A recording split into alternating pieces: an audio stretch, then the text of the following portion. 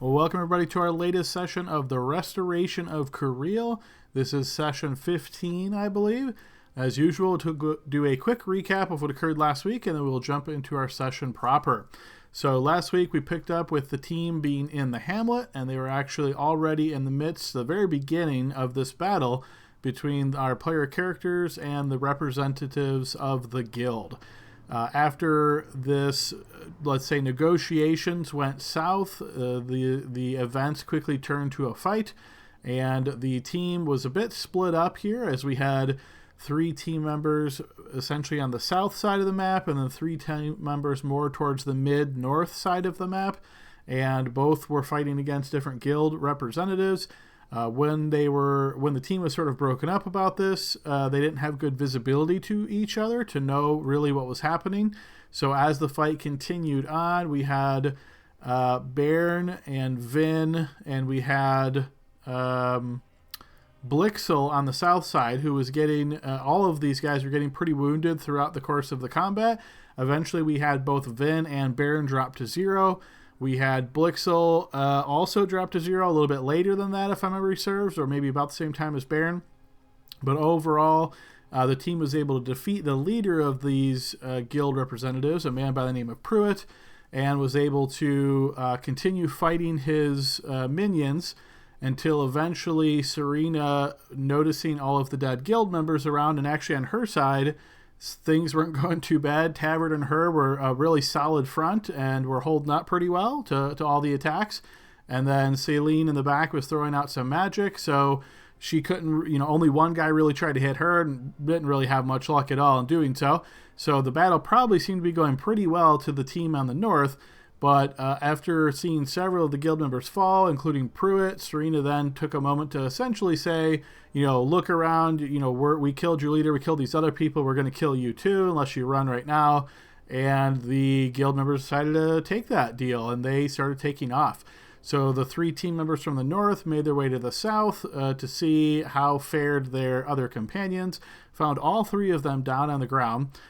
They were able to save Blixel, who was wounded but still alive, and then they were able to find Vin, who was unconscious but stable. Unfortunately, Baron had been slain in this battle. So after this realization, the team started to mourn this a bit, but not too long, because then Tegan came over, and Tegan explained that everybody in the hamlet had to leave right away. Vin was a little bit upset by this, wanting some time to mourn his fallen brother. But Tegan explained that with this fight, the guild would find out very soon what had happened here. And so she essentially said everybody in the village, or in the hamlet, had to move very, very quickly to get out. And so she started rounding everybody up. She managed to get most everybody in the hamlet to agree to leave, as she was able to maybe scare them enough that they all realized that, with the events that just occurred here, it made no sense to stay. We had some issues with the High Crisps. This is the 2 more well-to-do individuals of the hamlet. They decided to stay and indicated that they didn't think the guild would attack them. If the guild came back and, basically asked for information, they would be able to explain to them what happened and kind of go from there. We had a situation on the west side of town where Serena's brother and mother were hiding out, essentially, with the Orbans, Hadrian and Caliendre. The 2 of them explained that Serena's mother was not doing very well. She had already been very old and in deteriorating health, and it seemed like that had just progressed. And so eventually what was decided is, between Hadrian and Alistair, they managed to rouse up a cart from Ford's warehouse and bring it back over to the Orban's house, load up Serena's mother, and kind of get her as comfortable as can be. And then the whole caravan of all of these people, Tegan and all of the hamlet goers, exiting here with the intent, as was explained to the group, to make their way to Moriad. She had explained that Moriad would be the only safe place for them to go, that Moriad was essentially a peaceful kingdom, you could think of it as. It was just to the south of Cariele, and that Cariele actually relied on Moriad a bit for protection of its trade routes. So as long as they made it to Morehead, they thought that they would probably be safe there. After explaining, the plan, where all the Hamlet goers were going to go, Tegan also explained that she had mentioned before she had some really important information to tell the group. And once she got an opportunity to do so, she explained to the group that the regent from Morehead, who is known as the Moor, his son, Michael Morehead, was actually coming to Cariele to meet a potential marriage prospect. And he was supposed to arrive in Cariele tomorrow. And he was going to go to a cabin that is essentially on the outskirts of Carolinian, and he would be treated there. It's a fancy exterior cabin from the capital, which allows people to have a little bit of privacy, but also have a lot of the luxuries and things. And then it's just a quick hour and a half trip into Carolinian from there. And so she explained that if the team could meet with Michael Morehead, and if he was like his father, then perhaps he could offer some assistance. He might be able to, if the team essentially could convince him to side with them, or perhaps give them some advice, or kind of explain their predicament and see what he might be willing to do, that there's a chance he would be able to help out in this claim for the throne. If nothing else, he would be a really great ally to have, because, again, if you can get on Morehead's good side, and this would be, again, the Moor's son, then having an ally to the south would be a really huge advantage for a fledgling kingdom. So that information was passed on to the team. The team then discussed amongst themselves what exactly they wanted to do next. And after Celine mentioned, would the guild members go to the chapel and go after her grandparents, and Tegan said she wouldn't put anything past them, the team then decided that they would make a stop off at the chapel and see if Celine's grandparents were okay. So after the two groups left from the hamlet, our player characters made their way to the chapel, which was a short distance. I believe it was like an hour and a half, 2 hours from the hamlet to the chapel. They found the chapel, quiet and dark, perhaps. No lit candles or anything like that in the windows. The team made their way up to the door, found that the door was locked. Celine, of course, had a key, as that is where she lives primarily. So she entered into the chapel along with the rest of the team and found that her grandparents were not there. There are some occasions where they leave, according to Celine. They might go into the capital. They might be out doing research or looking for things of interest. But obviously they would be expected back in the chapel within the next few days or so. But with them not there and this not being a protected area, it's not an area that our team's going to be able to take advantage of a long rest. So instead, the team will be able to sleep overnight and regain their short rest the next day to restore some more of their lost resources. But also part of that night, we had the burning ceremony of Baron's body. So Vin had brought Baron with him from the hamlet and took some time to grab some of the wood and stack it up and create a funeral pyre, placing Baron's body atop and lighting that aflame. And before he lit it, he actually asked each team member to kind of go around and say something about Baron, and each team member did indeed say their part. And then the fires were lit, and the corpse of Baron was consumed by the flames over several hours. So with that complete, my understanding is the team was planning to sleep overnight in the chapel, wake up in the morning. Now this will be the same day that Michael Morehead is expected to arrive at that cabin, and according to what Tegan said, he would be leaving for Carolinian on the following day. So it seems as though the team has maybe a day's wiggle room to try to get to this location outside of Carolinian and have this discussion with him and so on. So that is where we left off, team. That was a quick recap. Does anybody have anything they would like to add? I want to add one thing. Before we made our way back to the chapel, I had Celine write a letter, to whoever finds that body or whichever, directed towards the guild, essentially letting them know that, we know that they're on to us now and they know who we are, but we also know a little bit about them as well, and this won't happen a second time, essentially, or something along those lines. But I stabbed it into Pruitt's chest with a dagger and left it before we left. Yes, indeed. Yep, go ahead and take inspiration for that, Vin. So That indeed did happen. Of course, who knows if the bodies will still be there by the time anybody from the guild comes. Mhm. Obviously, the High Crisp stayed back, so might they clean the area up, or who knows? Hard to say. But yeah, that did indeed happen. Anybody else have anything to add? I will Uh, add that. Sorry, Brian. Go ahead. no. You Okay. wrote. No, wait. You wrote the thing. You get it anyway. True, but we have 2 stacks now. Oh, Yeah, that's that's the other right. part of inspiration. We're getting I was greedy. gonna We're wait till getting the greedy. end. Well, and yeah, I Okay. guess what I should say with the two is that you'll be able to get one per recap, but let's try to give everybody a chance, right? Like we don't want someone to try to take two every time, you know? Oh, I don't mind greedy. Go ahead, Jordan. I was okay. I was just going to add that uh, I Well, handed that over. that yeah, I probably should say that doesn't apply to you, Jordan, because you're getting one just from writing an entry. So yeah, feel free to also comment for a second one. Okay, sure. I'm not getting confused. Okay, I just want to add that I did hand over the crystal of the Old Father to Vin for the next time he gets his ass beat in the next combat. We don't have to worry so much about him, and he And I is am attuned to attuned that to now. it. Yeah, yep. Indeed, yes. Crystal of the Old Father was handed over to Vin, who attuned to it. And based on what our group knows, this has some magical restorative properties that kick in should a individual who's attuned to it meet their end. So, yep, go ahead and take inspiration for that as well, Celine. Anybody else? Yes. So probably the most important thing you guys missed was the fact that after Baron's untimely and gruesome death, his genie bottle discorporated, and you have the stone key and the golden antlers are in your possession again. Indeed, yes. It was destroyed in an elemental display of power. And then Serena quickly said, oh, yeah, I grabbed those antlers. So, yeah, so absolutely. Yep, take inspiration for that as well.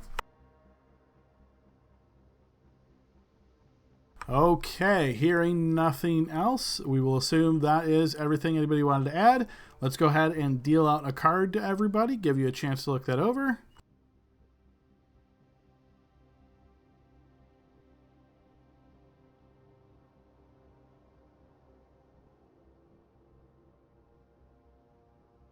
Okay, and take a moment to review your cards, and with that, we will then go ahead and get everybody over onto the map.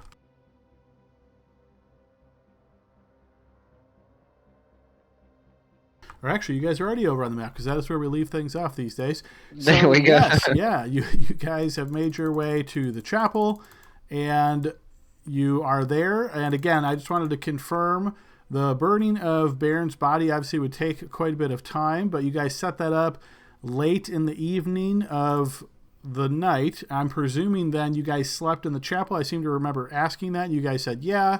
So I think unless anybody remembers differently, I think we can assume you guys have all woken up in the morning. It is now the next day, and you guys are still at the chapel. Can I just have a bit of RP maintenance before we officially wake up in the morning, real quick? Sure. What was it you'd like to do? So last night, when the pyre was getting more towards the end of it, and Vin had some time to sit there and reflect, he would he's gonna go back into the chapel and find a basin of water or something similar that he can use like a bowl. He's gonna fill it up, and then he's going to go upstairs and knock on whatever door Celine is staying at. It's probably pretty early at this point. Yeah, I open it up. I just kind of push in. I need your help. With what? And I'll walk over to where she's got one of her chairs that I know she has, and I'll pull it and face it away from the table and sit down and put the basin of water on the ground and kind of undo my cloak and loosen up my armor a little bit up by my neck. And I'm gonna hand her a dagger and say, "Give me a shave. I can't, I can't, I can't see him every day. Not right now." Oh, oh, Vin. Um, sure. So I will start working on that. Don't know how good I'm gonna be at it with a dagger, but we'll we'll see. Unless you have something better, you know. But that's all he would do, really, Sure. Adam. I would say that Vin probably is he's split between grief and like understanding the position he's in right now, and he's got to make big decisions and talk to important people. So it's like he almost can't give himself a second to grief. So he wants to make himself look a little less like Bairn. So whenever he catches his reflection, he can keep his wits about him, I guess you could say. It's Okay. it's also practical. I mean, people are gonna be looking for us before long. Probably for the best if you don't quite match their descriptions, Well, if anyone else asks, will you just say that's what it's for? Of course. Do you want to roll to see if I cut his neck open by mistake? That would sure be a twist for the campaign. No, I think this is pretty straightforward, and yeah, I think you're able to trim the beard without too much effort here. And I'll display my new little token I made, and Adam helped me. But yeah, so trying to look a little bit more regal. He's got to meet important people. Oh, that's cool, Adam. I didn't see the token yet. Thanks. Sure thing. All right, guys. So it is the morning. That occurred last night. You guys then wake up in the morning. So just for those keeping track, this will be the 19th of the month. We are now on the day known as Delan. So Delan, the 19th of Keltier. As you guys wake up in the morning, you find that the cold temperatures that have persisted the last couple of days seem to be persisting today as well, as it seems to be colder than typical for this time of year.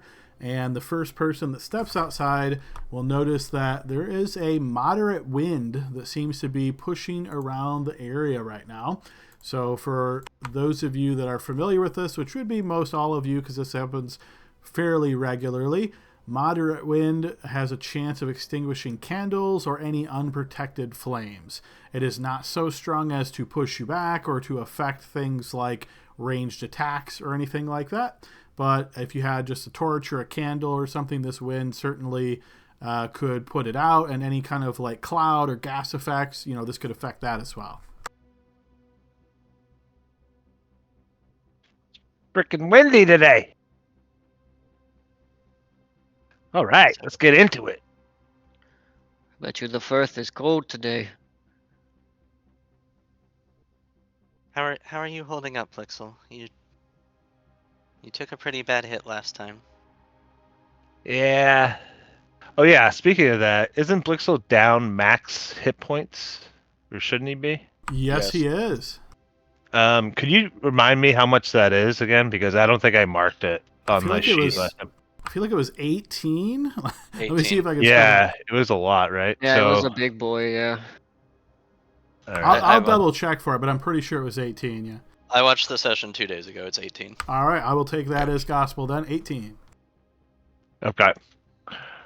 So I'm not feeling very good. I cracked something inside me. But, we're going to push on here. Yeah. Maybe you still have that longbow? Yeah, I got a longbow. Yep. I got it right here. I'll shoot whatever you need. Might want to hang back with us for a while and let the bear be in front for a while. Before we leave, I will, because I don't know exactly when my grandparents are coming back, and I don't think we have the time to wait for them because it could be days. I'm just gonna leave like a note, like somewhere where they would find it, but not necessarily like out in the open, like maybe among their stacks of like research papers or something that they would consult. And I'll just leave like a somewhat coded message. They'd recognize my handwriting. I won't sign it or anything, and it'll just say something like, "The weather is terrible in Cariele around now. Seek best to seek refuge under the Moon Lord's grace or something. And the intent is to convey the idea that they should leave the chapel and find like another sect of Rorno or whatever, maybe elsewhere. Okay, so yeah, you're basically telling them that this is dangerous and that they should move on in coded language. Yeah. All right, good to know.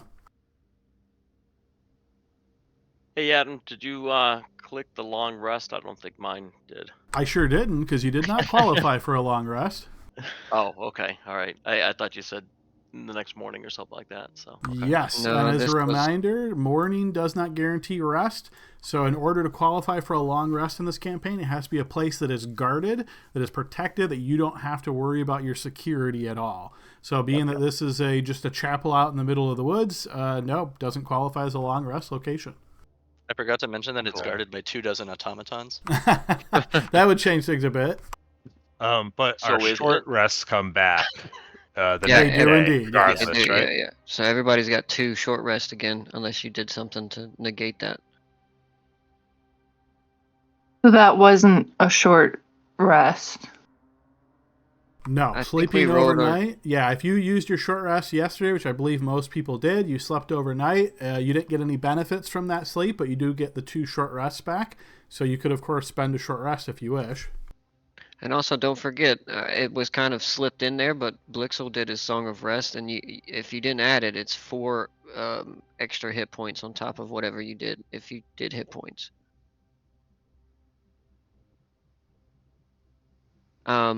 As we get outside and we kind of all gather up and kind of look at each other, Vin's going to go, well, we kind of got to move at a quicker pace, but I've never been that far north. Oh, look who cleans up nice. Oh, shucks. Yeah, that's a good idea, actually. If I get a time to, where we have more time, I'm probably gonna start wearing a little bit of a costume. If you haven't noticed, I sort of stand out, so I gotta cover that up if we go somewhere. But for now, we gotta hoof it. Well, we'll know that they have a description of us, even though those 4 got away. The Orions has seen us all, so it's best what we can do to maybe avoid heavily public places. But where we're going is, well, quite frankly, the most public place there is.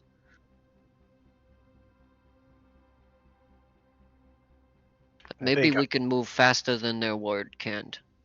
But who Yeah, knows? yeah, for sure. I mean, this guy's gonna be our friend against these guilds anyway, so hopefully. All right. Well, we need to move quickly because if he's arriving sometime today, maybe we can beat him and at least scope out the place. If not, well, we'll have to figure out a way to parlay inside. But we've got plenty of time to talk about it as we freaking run across the continent here. Yeah. I'll go first because I don't suffer a penalty to my passive perception.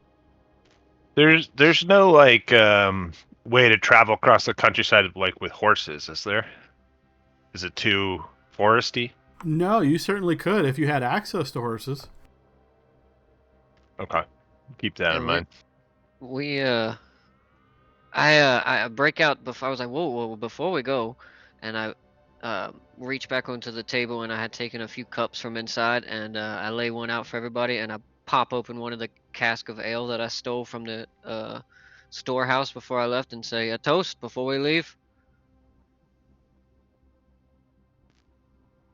Blixer, you're good at those. You lead it, and I'll fill up the cups and hand them to everybody. I don't know. Well, how much do you have there?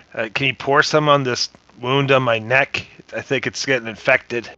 I'll lift the cask up and kind of shake it over and pour some onto his neck. Is that good? Oh yeah, that I think I got it. Okay, all right, everybody.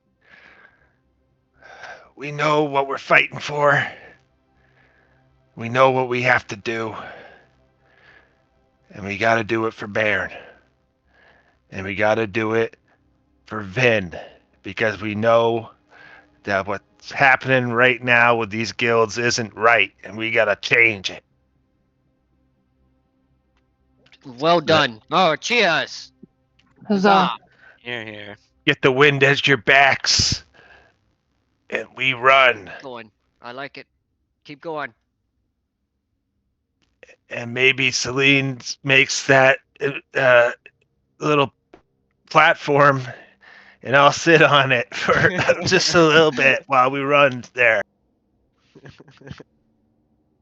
He like spits up a little blood.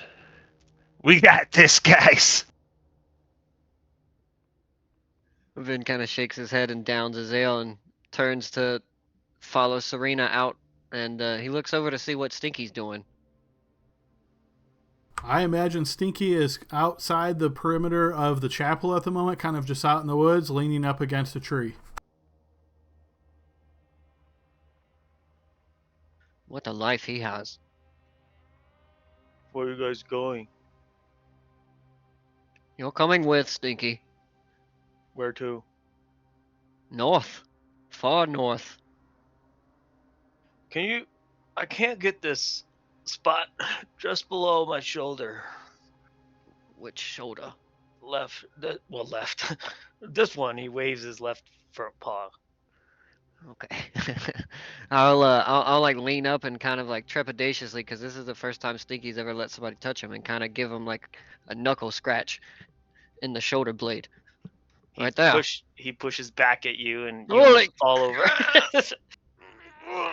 Come on, Stinky! There's hardly any trees around here to do it properly. Thank you.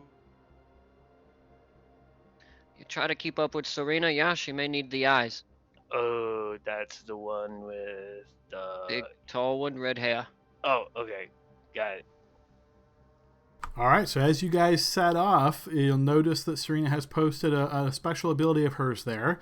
If you wish to move at a fast pace, as opposed to the normal pace, you can actually cover 30 miles in a day instead of 24. The penalty for that is for everybody except for Serena. You will have a penalty to your passive perception. So think of this as you're not going to pick up, anything on the way as easily, or ambushes or anything like that. Yeah, I think that's cool with me. What about you guys? Kind of want to get there. I I think think we we're got more it. than 24 out, right? So I think it's like 30-ish or something. And we If we don't can know exactly where the cabin is. if we can get there today, it's probably better to get there today, because otherwise we're gonna have to set up camp and wait, and then we might miss him. Mm-hmm. And maybe we actually convince him and he's got guards and sentries and we can actually sleep. Worth the run. Tavard, what do you think? I think the best way to get there is to move our feet forward. We should have let him do the toast. Next time, Tavard. Yeah, the toast would have been better days ahead. Yesterday sucked. That's a t-shirt if I ever heard it. Alright, Adam, I think we're in agreement. That's cool with us. Serena's going to lead the way. All right, so you guys start moving at a fast pace, just trying to cover as much terrain as you can. You guys travel about, say, 12 miles or so. So that would take you, I believe, about 3 hours on fast pace. Yeah, 4 miles per hour. So you've traveled for 3 hours at this point. And yeah, you can see that the land that you've crossed here is pretty similar to some of the other spots. Overall, nothing jumps out at you. You're not really seeing much except for a lot of plains, a lot of cleared areas where you can see the logging guilds have been hard at work. But occasionally you're spotting some, natural groves of trees that look like they're kind of untouched at this point.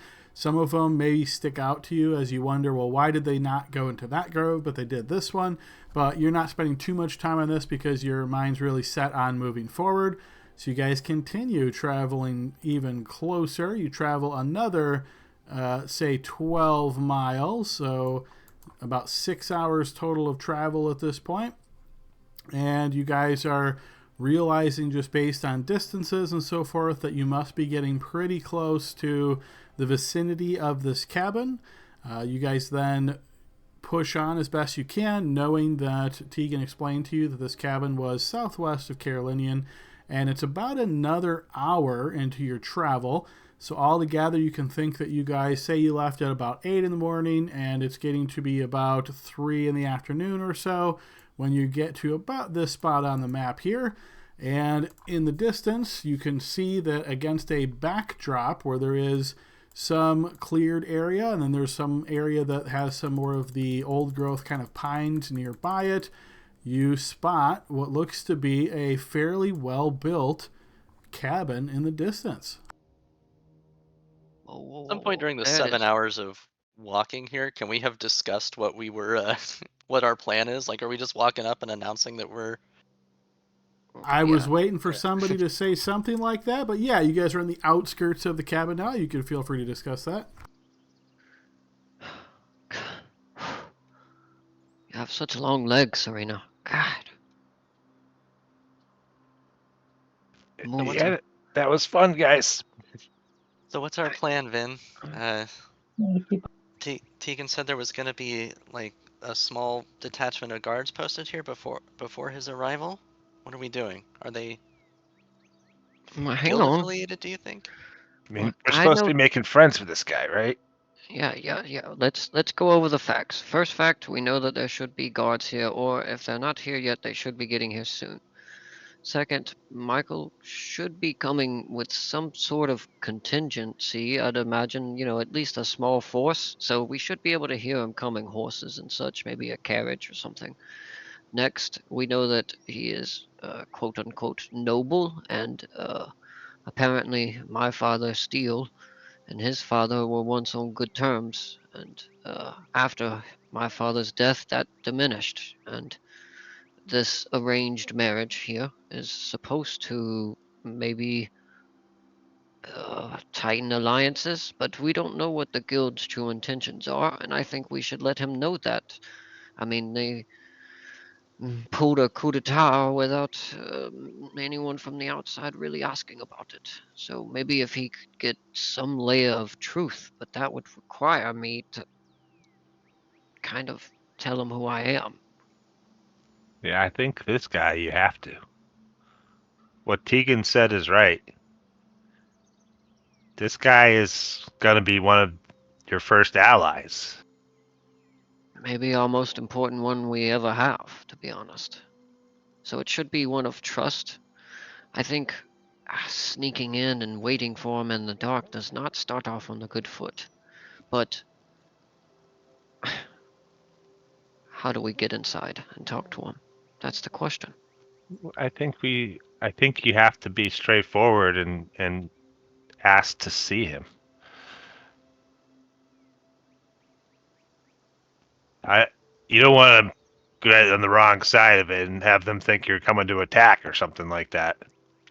You're right. What if maybe instead of immediately telling him who I am, we could at least tell him what just happened last night with our guild, and that we have, or with our hamlet and the villagers, and that they're on the way to his place now, and we could at least start there and ask for maybe some assistance for them. Well, my question is that the guards that are currently posted at the cabin, are they Cerilia? I don't know. I don't think we've checked yet. Yeah. We would We need to know do a scouting little mission first. we know he's coming with his retinue, but if he's not here yet, then it stands to reason that the guards here are probably affiliated with the guild, so we may want to watch what we say in front of them. We may need a more private audience with Michael Morheim before CEO of Blizzard, former CEO of Blizzard, before we uh, reveal any more incriminating information. We may need a cover story to get past Well, them. I agree to that, and you saying that made me think of at least a plan B option. Well, not all of us sneak in, but maybe myself. right? And you guys go in under the guise of a different story to speak to him and seek audience. And then once inside, we could actually have the conversation we need to. It may raise suspicion, but it Is he lowers getting risk of married to exposure. someone associated with the guild? We don't know. But I would assume so. I mean, it could even be the Birian's daughter, or cousin or something, or her herself.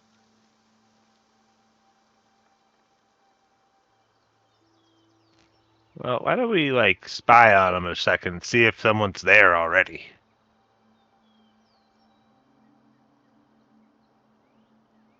How do you say her name, Adam? Mehallie?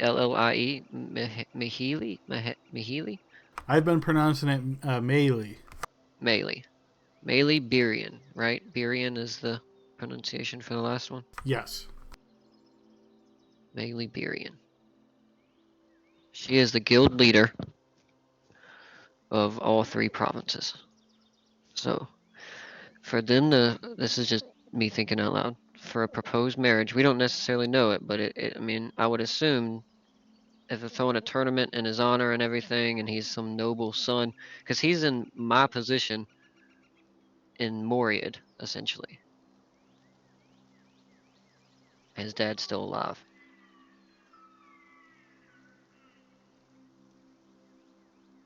So he's got to be marrying somebody important. It can't just be villager Sally.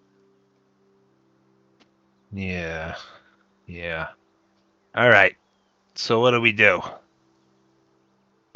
Well, I think the first thing we need to do is confirm what Celine said. If the guards outside already posted on maybe one of his forward guards, we could talk to him. See if maybe we could catch him before he arrives and ask for a meeting, maybe, before he leaves. We could do a lot of things, but the most important is make sure that we don't reveal anything to any guild members that may be here in attendance. So, scouting first. All right. Who wants to be invisible? You can just go up there and check it out. Well, who's feeling the greatest right now? I'm feeling good. I'm feeling good too. I'm pretty stealthy, although, well, I'm not the best at I'm not the smartest, you know. So We know. I only see things to steal, really. So maybe one of you, Tavard, Serena, maybe.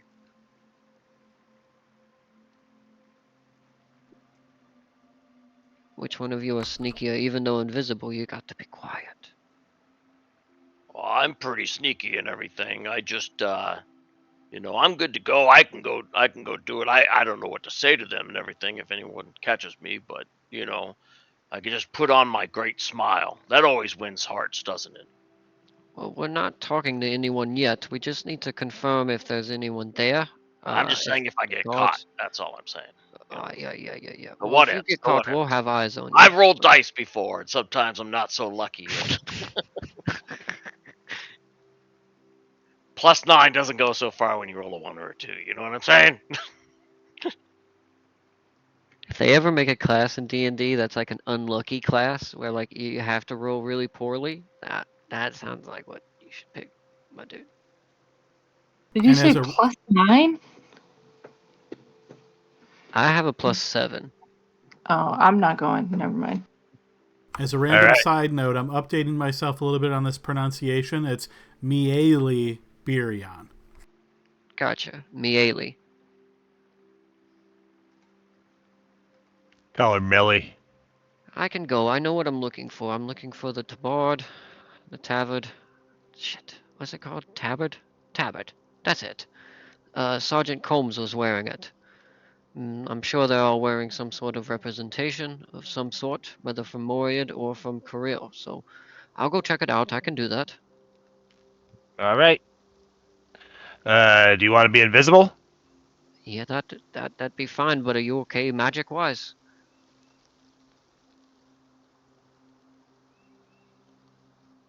No, not really.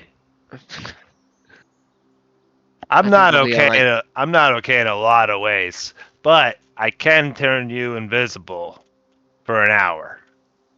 Well, let's try that. That may come in handy. So, what do I have to say a prayer? What do I do? No. You have to close your eyes and stick Got it. out your tongue. Okay. It's saying, No. I am a little teapot. Okay. Now cross your arms. Okay. And then you got to get down on all fours. Nope. Not gonna happen, Blixel. Just do it. All right. Here you go. And he just reaches out and just like plucks one of his eyelashes off and sort of touches Vin within, does a spell. Cast invisibility.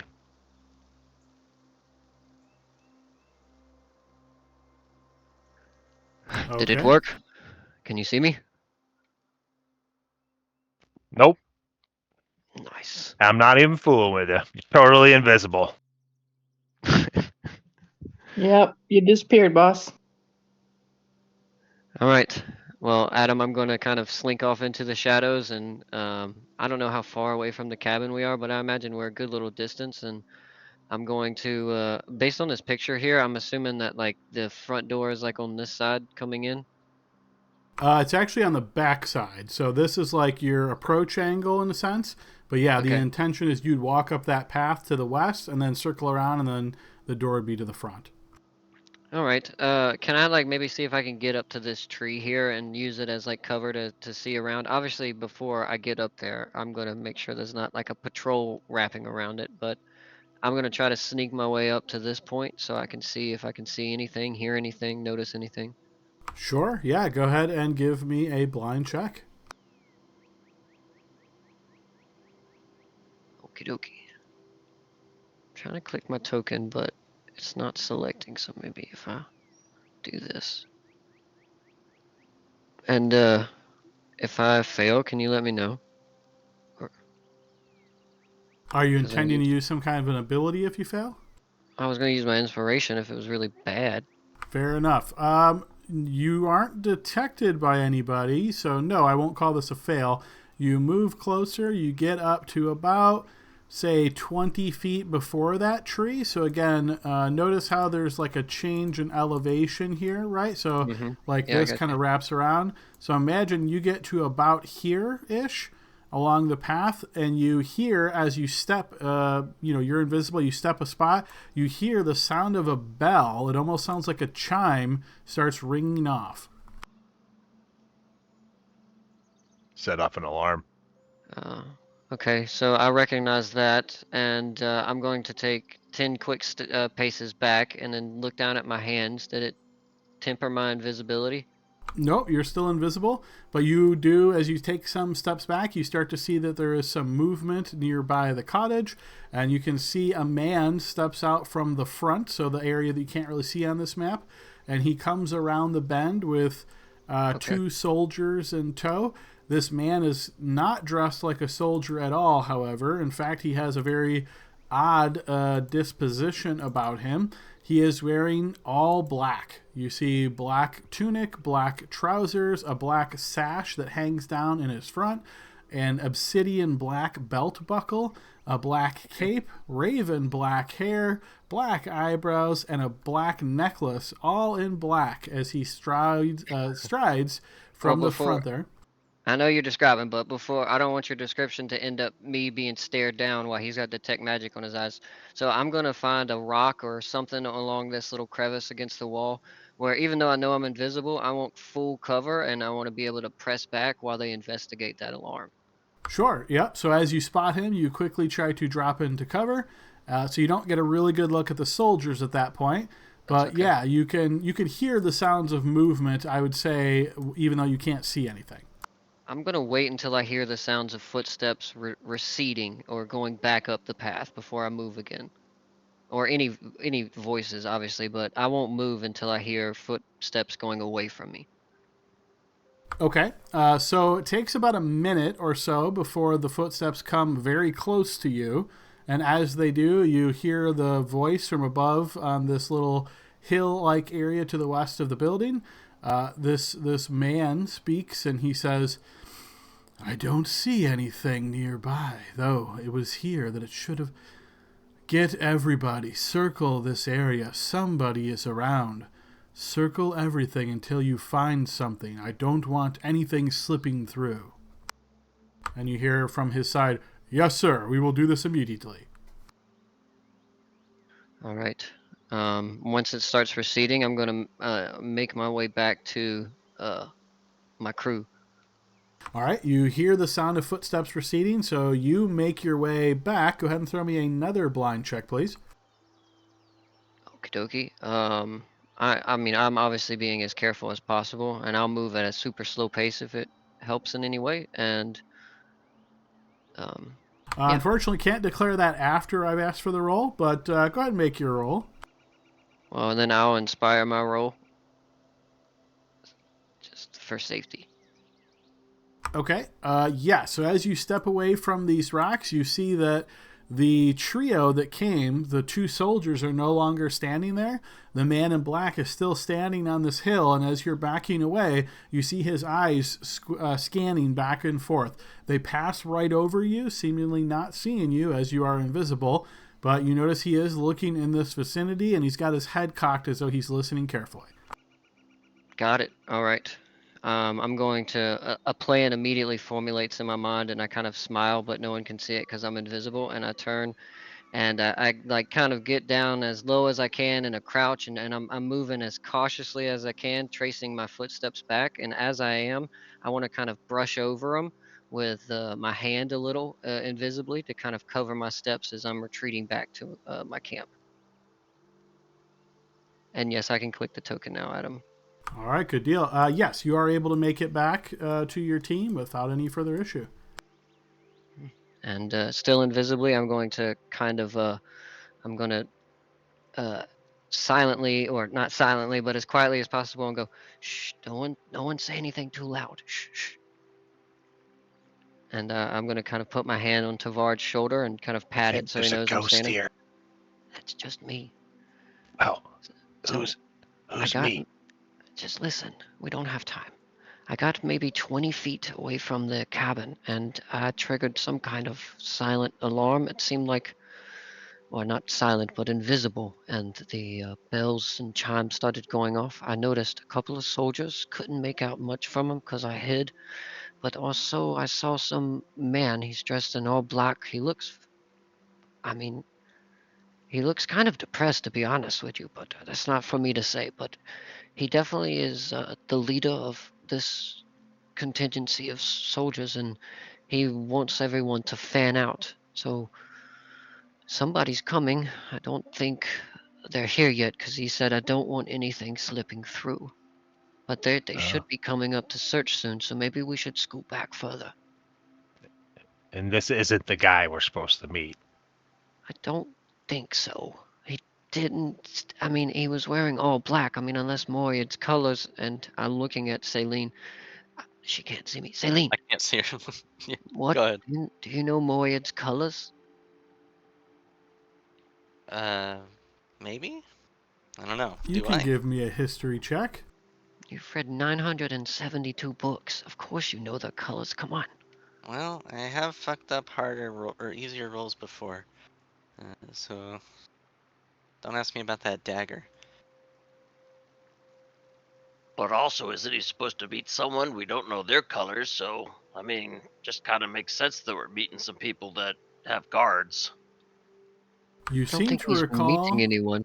You seem to recall, Celine, that Moriad's colors are like its shield, you could say, is a symbol of 4 squares. In the northwest and southeast squares is a light blue that represents scales, and in the northeast and southwest is white with a sword. So not black. Doesn't seem like he's with them. Did you get a sense of like how much activity was around the cabin? Like, did it seem like people were already there? Oh yeah, there's a group of guards there, and they're about to come searching our way. We have to scoot back soon. He said, and I quote, fan out. I don't want anybody slipping through. Search the area, the entire area, until you find whatever it was. And then that Let's was fall it. back. Fall back before they find us then. Okay. And I think, you know what we could do is we could get Stinky to make a distraction. I mean, he's a fucking bear. I don't want to take a chance of a whole bunch of guards attacking Stinky while he doesn't have us for help. He's not attacking. He's not going up to fight them. I'm not Why saying would they him attack attacking me? them. I'm Why saying would they them. attack me? I'm not doing nothing. He could just walk through the backyard, you know, like he's going from point A to point B, and they could just be like, "Oh, it's just a fucking bear." You don't think they'd attack the bear for the safety of their guest? They might shoot a couple arrows at you. As he runs away, yeah, tries to shoo him away. They wouldn't know he's part of us, but we'll keep that in our back pocket. Let's scoot back for now. You guys get behind me, and I'll be in the way. Okay. I think one of us should approach and request an audience. I don't. I think those are guild members. I can't confirm my suspicion, Serena, but it felt like the guild was keeping this safe for Michael's arrival. He gave off guild vibes. Did we follow any kind of road while we were coming here? Like, is there a main road into the cabin that we think that Mikey was gonna take to get here? There's not a main path, but there is like a small cobblestone, like broken cobblestone, as you can see on this picture. It kind of goes from here off to more of an actual road that's about 3/4 of a mile away. So you're assuming if Michael Moriad is taking the official path or official directions, he'd probably be coming up that main road there and then following the path you guys are closest to before he makes his way to the cabin. What if we find our way to the main road, and it wouldn't be strange to see travelers near the road, so they may not think much of it if they do happen to spot us, and then we can maybe see his retinue before they get here. Yeah. Maybe, but look, guys, I'm telling you, the guy who came out, he was a sneering little weasel of a man. He Hey, seemed Adam, do I very smell guild anything? affiliated. I'm gonna do a smell check as stinky. Smell check. Yeah, I guess Yeah, I I have don't- some ability. I don't know that we have blind checks built in for NPCs, so just do a GM check for me. Just make sure you're on 2 GM and then throw up. I don't think he has perception either, so just throw me a wisdom I don't check. have I don't think I have a clickable sheet. I thought we gave you access to it last week. No, let's check. He's under companions, under PCs. And I get keen smell, so I'm gonna smell those guys. Okay, you should. Yeah, you should be able to access it now. So actually, he has the perception skill. So just set it as 2 GM and then click perception. All right, now I got it. I'm gonna go 2 GM. Confirmed. Click. Hitting perception. Roger. You definitely smell like unwashed bodies, like the stink of people nearby. And yeah, I would say you can definitely hear the sound off in the distance of people moving. They're getting closer while you guys are jabbering. Okay. Let's go. Let's Keep move. moving back. Let's move away and discuss further. Actually, Adam, I'm going to say, actually, I'm going to just climb a tree here invisibly and see if I can get good eyes on them. Okay. Keep going back. Okay, I'll be right here. And Adam, is there a good climbable tree close to wherever we're at right now? Yeah, I'm sure you could find one. Cool. I want to scamper up a tree before they get too close, and I'm just going to tuck myself in and try to hold steady. I want to be able to make sure I've got a really good area to like hold down and sit, maybe, and squat and hold, and I want to wait until I'm still invisible, so maybe I can see them. Okay, and rest of the team, you guys are trying to make your way back the 3/4 of a mile to the main road? Yep. Sure. All right, so team, you guys begin to retreat. Vin, after about 5 minutes or so, you notice a pair of armored men walking down the path more closer to you. You notice both of them wearing the sigil of Moriad as Celine has described it to you. Oh, okay. Perfect. I don't say that. I'm thinking it in my mind. Are they? Can you give me a description? You said armored. Are we thinking like helmed, fully covered?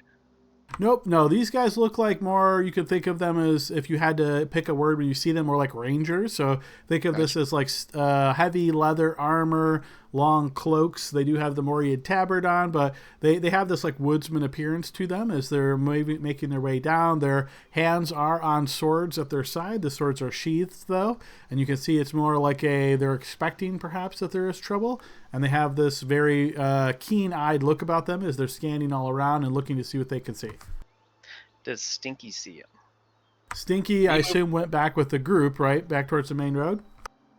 Oh yeah, but I want to position myself between the people with the swords and the main group. So I guess You guys are now. super far away, man. I Yeah, think is what you. we fell back quite a distance. Okay, roger that. I'm sitting here looking, and in my, I have a bushel of apples. So invisibility means that they're invisible, right? Everything Only. on you isn't. Well, if you have a bushel of apples, where are you keeping the bushel? Where'd In you my get a book, bushel of apple? I just wrote bushel because I don't know how big a bushel is, but I stole a bunch of apples from the orchard before we left. I just dumped them in my pack. I was gonna say, I I would put think of bushel. this I more have as 2 like. pounds of apples in my book bag. So I would say this is more like apples in your backpack, because Yeah. like a bushel like connected to your back would be really weird. All right, so I have 2 pounds of apples, and so tell me if I'm wrong here, but I could grab an apple and throw it, right? As soon as it leaves your hand, you would probably know this, I'm guessing, since invisibility is used in the past. Basically, as soon as it leaves your hand, it becomes visible. Okay, and then so I'm in a tree. Are they under me? Are they coming towards me? Are they moving in a direction like east to west in front of me? They're not. I They just, won't get real close to you because the tree is not like in the middle of the path or anything, and it seems like they're taking the path. So you can think of this as you're like on the west side of the path. They're coming from the north, and they're walking from north to south. So when they pass by you, they will be east of you. Okay, are they going in the directions that my friends retreated? Yes, because it seems like they're following this path back. You're not sure they're going to take it all the way back to the main road, because again, that is 3/4 of a mile, but it does seem like they're heading at least in that direction. All right, cool. So I want to wait until they pass the tree. And can you give me a time frame between when my friends left and when they arrived? Was it 2 minutes, 5 5 minutes. minutes, 5 minutes? Okay, and they're just walking though, right? Yep, they're keeping their eyes very peeled as they walk down the path. Are they saying anything? Right now they are not, so as they're kind of passing, you see them walking side by side and keeping their eyes peeled. They aren't speaking to one another. Okay. I want their backs to be to me, and I want to see if I can take an apple and just launch it in a different direction and maybe see if I can get them to walk another direction, but I'm not attacking anybody, so I don't think that breaks it. It's not casting a spell. So you're basically just trying to throw it off to the east, so they move away from you and off the path to the east. Yeah, maybe 20, 30 feet or so, but I want to make sure they're already past me before I launch the apple. Because I want to at least give my friends a good couple of minutes, even if I don't move, if they go off and look and investigate for a minute or two, that gives them just enough time to get away or maybe even a little further. So that's the plan. Okay, so you wait another, say, 3 minutes before they pass by. They're moving south of you. You take an apple out of your backpack. You throw it to the east. Sure enough, they do seem to hear it. You notice one looks, the other one looks, and gives the first one a nod like, yep, I did hear that. And the two of them now bare their blades, and they hold them kind of low, and they crouch a bit as they start moving off in the east to the direction of the apple. Nice. In my head, I'm like, idiots. I'm just gonna stay in the tree for now, Adam. I know they're close, and I know they're on high alert. I don't want to accidentally make any noise, but my whole plan was just to stall them for a little bit and give my friends some time to make it to the road. I know where they're gonna go, and I'm gonna meet up with them soon. All right, so yeah, your apple didn't go like super far or anything, Yep. so you can see them kind of scour this area a little bit, and eventually you notice one of them looks down, sees the apple, and like kind of bats it with his blade. It moves. You see he then stabs the apple at the end of the blade, shows it to the other guard who also looks at it. They both look up at the trees nearby. You get this impression that they're realizing that there are no apple trees in this vicinity. So now they look around, and they seem to be kind of moving more Perfect. widely, you could say, and they seem to be more on high alert at this point. That's fine. How far away from them to me are they now? Probably a good 60 feet. Cool. I'm gonna get out of the tree now. I'm gonna do it as quietly as I can, but before I do, I want to scan around and make sure I don't see another little duo of guards. You don't at the moment, but go ahead and give me a blind check as you attempt to climb down quietly. Oh, I'm sitting over here looking for blind check in my skills. That's not where it's at.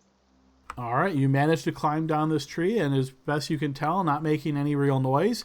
You notice the two of them are making their way basically back towards the cabin, and you can see after you finally get down to the base of this tree, moving very quietly, they've connected with another two. This is now about 120 feet from you or so, and you can see they seem to be like discussing, filling each other in on probably what they've seen so far, and mere 6 to 10 seconds later or so, you can see they kind of split up once again and now kind of start crisscrossing the area around.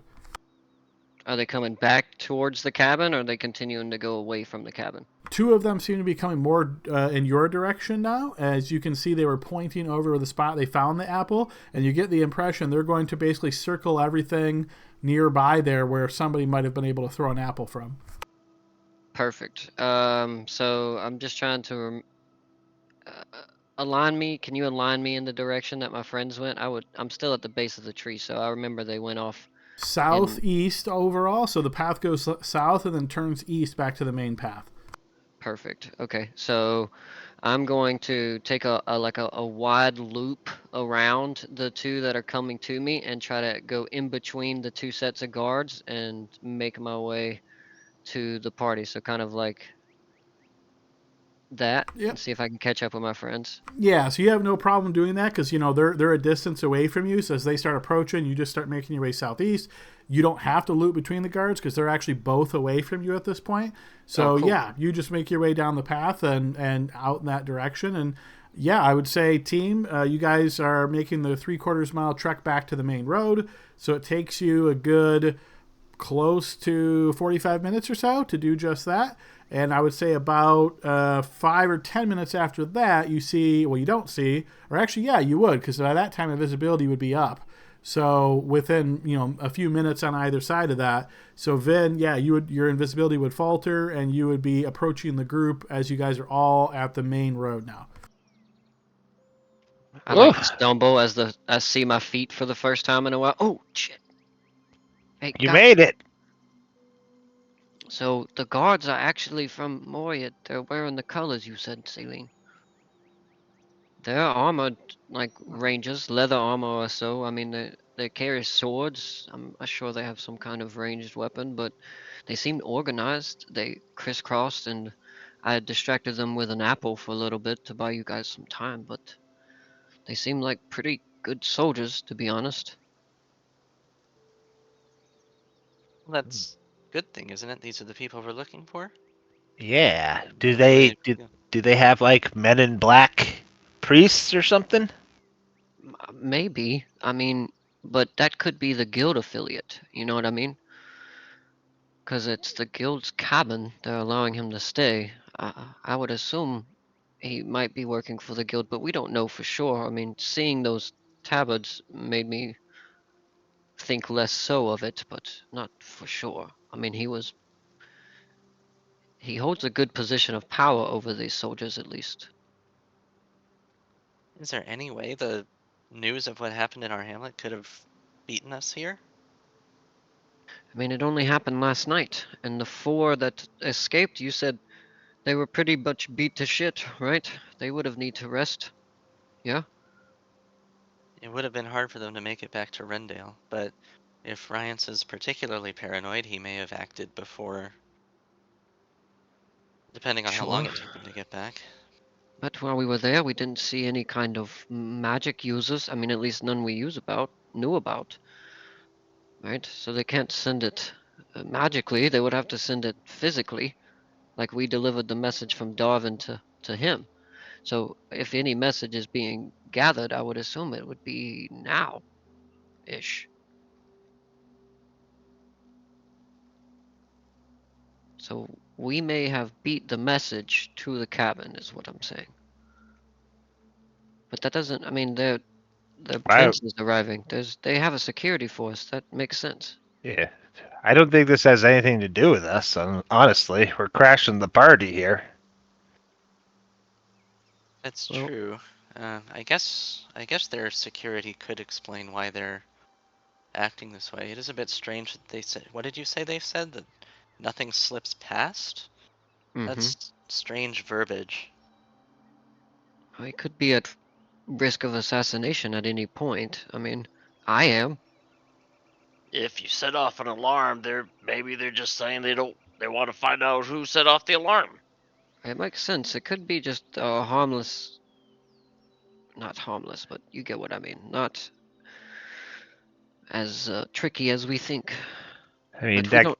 that guy sounded creepy though, the way he described him. You know what I Yeah, mean? yeah. Obsidian this and black that, and Yeah.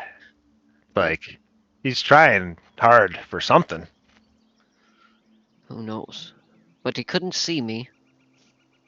He looked right at me while I was Hey. invisible, and he could not That's the see me. Blixel special for you there, bud. Well, since we know they're here, I think we should do a formal request for an audience befitting your position. If we have to think about it from all angles. If we request a formal audience, then that means that audience will be written down and taken note of. We need a private audience. It also means that Well, it also means that they know that we know that he's coming, which would likely raise questions. Of how we know that information, which that makes me think how Tegan came to find out about it anyways.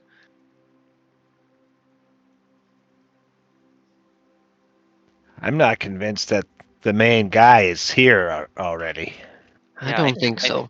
I think they're waiting for him, and they've set up a security perimeter so that nothing bad happens. He is like the equivalent of a Prince. prince, right? Yeah. Yeah, he's a prince of Moriad or duke's son or whatever you call it. Why do we think that he's not here yet? It's a good question. We You didn't mentioned that see he was him. busy. It's early. He traveled farther than us, and Tegan mentioned that if we got here quickly, we may be able to beat him. So she was under the suspicion that he was leaving around the same time we were. So I'm not good at math, but my guess is he should be here in a few hours. But that's not confirmed. It's just suspicion. What time of day is it right now? It'd be about 4 in the afternoon, maybe a little bit after. Adam, did we get the sense that he had like a posse with him, like a large retinue? Who? The Prince. Michael, right? Prince Michael. Based on what Tegan explained to you, you would be pretty sure he wouldn't come by himself because, yeah, he is an important individual. They would want to make sure he is very safe. So you would expect that if he travels with a group. Okay. And did we see any sort of sign of like a large group like on the path? Like any tracks or anything like that? You can give me a blind check here, Blixel. Obviously, this is a traveled path, so seeing signs of recent activity is always a bit challenging. You know there's obviously signs of activity, but knowing whether it's recent or not. Just to check, are you guys not able to use the big tokens? I am after you fix mine. So everybody should be fixed. So try the big token first there, Blixel. Oh, okay. Oh shit, these are tokens? Yes. Yeah, they're just big tokens. Well, you learn something new every day. So, what I will say, Blixel, is you search the path. You're looking like in the cobblestones area here. You're looking through what you see. You do notice there seems to be somewhat like fresh blood on the ground, as though like a small amount. Like what comes to your mind is like maybe a horse hoof hit a cobblestone and that punctured the skin and it bled a bit on the stone. They're bleeding the horses.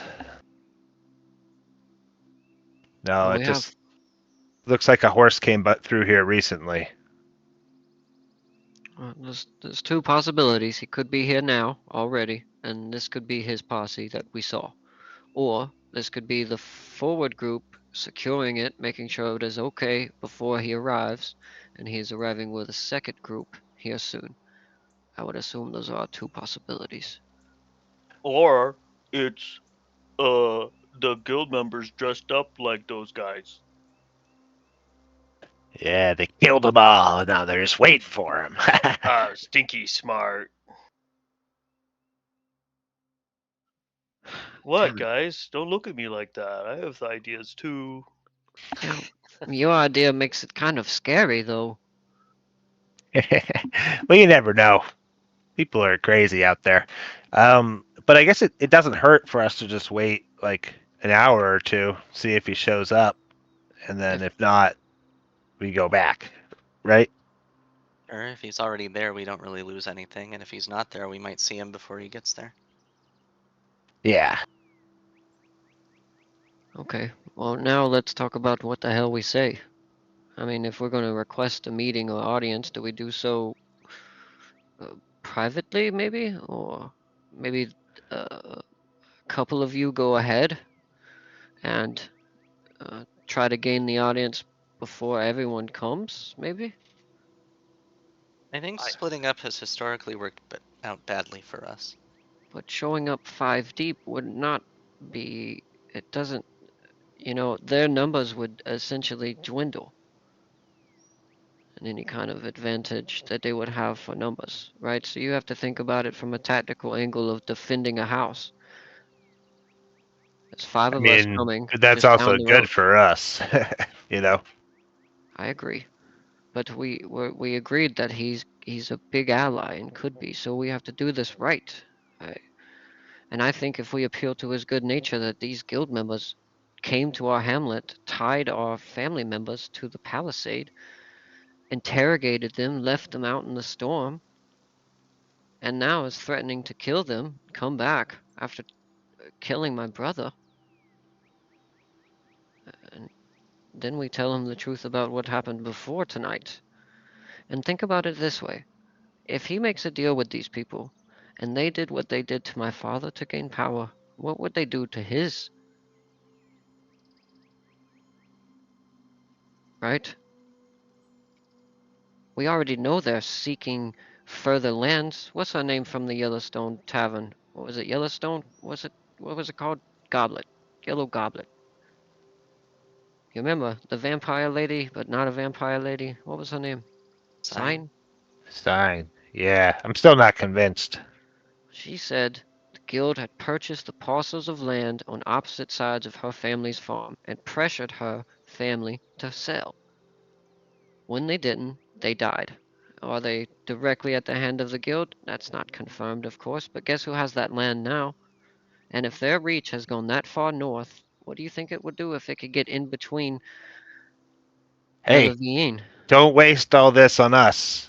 This is what you gotta be telling that guy, the prince. Shit. I Hey, guess out of I. character, I got a question. And Adam, correct me. I maybe I'm wrong. Maybe I'm drinking on a Sunday. Who knows, right? But wasn't there talk that some sort of a wedding connection or something like that? Yes, he was coming here to meet a potential match for marriage.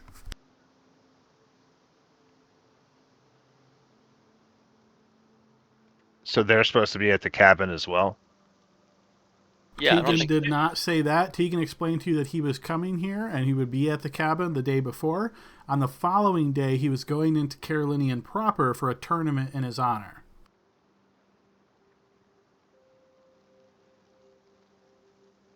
So that's where I'm getting a little mixed up from the party group here. Why are we thinking the guild's involved? Maybe I missed it. It's just suspicion, right? Because Oh, I mean, okay. the Yeah, guild because controls Cariele, so any nobility that's left is probably in their pocket, I would think. the it's either the Gladenil or problem is though is Dirian. that we always run into the challenge that every time we go with an assumption, we act like it's facts, right? And I just would say let's caution on just assuming everything is facts. Okay, but in defense of your argument, what else would you think that he would be marrying if he's coming here? Oh, well, the fact is we don't know, right? Exactly. But okay, then they're evil guildsmen. I'm sorry, thanks. Okay, I'm good. That's not what I'm saying, Bill. I'm just saying that that the wedding part to me isn't really anything more than just what he's doing here, right? And we're trying to intercept him before he goes off and does this to at least have a conversation and see if we can gain him as an ally. So I mean, I'm not saying how the wedding part plays. It's just what we were talking about. That could just be suspicion, and we have no idea. But what I'm saying we're trying to do is different than him going off and marrying somebody. We're not trying to stop that from happening. That's not what I we're I'm trying to do here. yeah, I'm sorry. I'm going in a way different direction. I'm good. I'm just gonna go ahead and listen. No, man, I want to hear what you're trying to say. I just don't understand I'm where you're trying. coming All from. I'm trying to say is that we're going with the assumption that this is guild stuff, and we've been talking for 20, 30 minutes in regards to the evil bad guild guides. And all I'm trying to say is we don't know that to be a fact, and we're talking as if it's facts. That's all I'm saying. That's it. Okay, so I hear you. So I'm just operating with suspicion that if there's a guild member here or there are guild members in this cabin that we are unaware of, if we come in and say that we seek an audience, there may be some vices for, whatever reason, right? We may get into an argument, etc. And I'm just trying to think ahead to avoid any of these things. And I'm just trying to think of the safest way for us to go inside, talk to the guy, get what we want out of it, help him in the process. Well, I'm comforted by the fact that his men are here because I think they would want to hear us out if anybody else wanted to start something. So I feel comfortable enough to go and request an audience. I guess I just want to know, what do we say, right? What do you guys think that we say as we approach the cabin and request an audience? What do we say? We say we have the secret heir of Cariele here. How do we approach the conversation is what I'm trying to get at. Because I wanted to bring up the variables that could come around based on what's within that cabin. That all we know is the soldiers on the outside that went around patrol, plus Black Weasel guy. That's it. Well, That's once all you we get know. in, I thought your speech was great. Oh, Yeah, that's what I'm thanks. saying. Just say that stuff. You But you we already can't say know that what to stuff to the say. guards on the outside. So what do we say to those dudes to get inside? That's what I'm saying. Oh, Stinky raises his hand. Stinky doesn't have hands. It's Pop. He's holding it up with his other arm underneath his elbow and waving it. What do you got, Stinky? Well, we just say, "Hi, I'd like to talk to Michael." All right.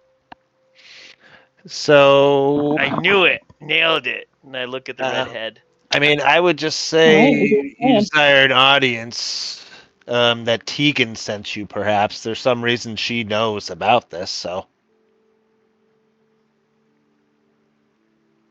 I think you got to start. If he's here, you got to be upfront with this guy if you Yeah. want him to be an ally. Tegan did say he really cared about like doing things on the up and up. So His father, your father, now him and you, the new leaders, together, making it better for the people. All that stuff. Okay. I can get behind that, but this No buts. You got Okay. this. Okay. You're the heir, all right? There's no more spare. God bless his soul. All He's right. the lucky one. Well, I turn and start walking down the road towards the cabin, and I pat Tavard on the shoulder, and I say, "Keep up. I might need your hammer." Wait. Do I still follow Redhead? I think you should stay here, Stinky. But I I'm not don't gonna like let you, Doc. Vin out of my sight, so I take off too. I'll miss you.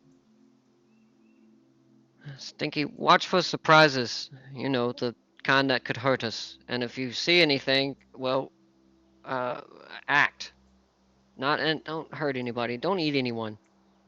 Act Not like in blue. Blixel No, acts? run away. How about that? I We'll stay come and find close. you. I Write us a watch. note. Get more fish if you can. Okay. Maybe Good find a luck. cave we could sleep in if need be. Have fun storming the cabin. Oh no, just be Stormy. close in case we have to scream for you. I'll stay close enough, like maybe 6, I don't know, safely from other guards at him, but I don't want to. Maybe I'll get 60, maybe 100 feet away, something It like wouldn't that. be unusual to see a bear in the woods. I don't want to be hunted, but yeah, okay. Before we get too close, I'm gonna take off my weapon belt and I want to hand it to somebody who's close to me. I guess Tavard and Serena would be up close to me, so I'll ask one of them to hold it for me. I want to show that I don't mean any harm. No problem. Do you want me to go with you? I Yeah. think we're all going, right? Yeah. Everyone. I mean, it might as well, right? I mean, like you said, this is a problem we face head on, and if there's a challenge, then we face it together. Last time we chose to face it not together. Well, we Yeah. lost somebody. It's better to find out now if this guy is worth being an ally or not, too. And I may need your words. All of you. You may have something to say, and I don't want you to stop yourselves from saying it. That's why you're all here anyways. But Hey. please watch my back. Those fucking darts. I mean, I still am bleeding from 2 of them. All right. I'll definitely watch your back because I'm gonna be in the back here with Celine. we made a pact, so yeah, I got the back covered. All right, guys. So you start making your way down this cobblestone path, heading back towards the cabin.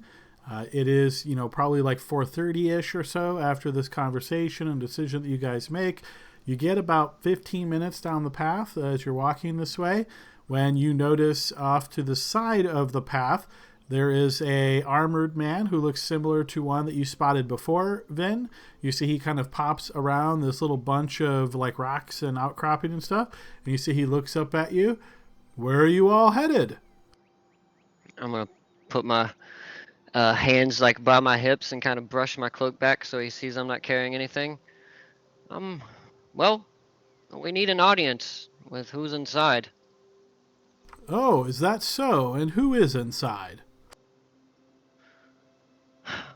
Well, I'm trying this new thing. We know that the son of the leader of Moriad is coming to this cabin before the tournament tomorrow, and I would like to request a formal meeting with him, and speak to him about a favor, or maybe he could help me. You see he like the blade was only like extracted maybe like a few inches. He just lets it rest now fully in the scabbard. And you see he steps out and puts a hand up and he says, I'm afraid we get this all of the time, but the Moor's son is not looking for any other bedmates or concubines at this time. Soldier, His loss. what's your name, soldier? You can call me Crane.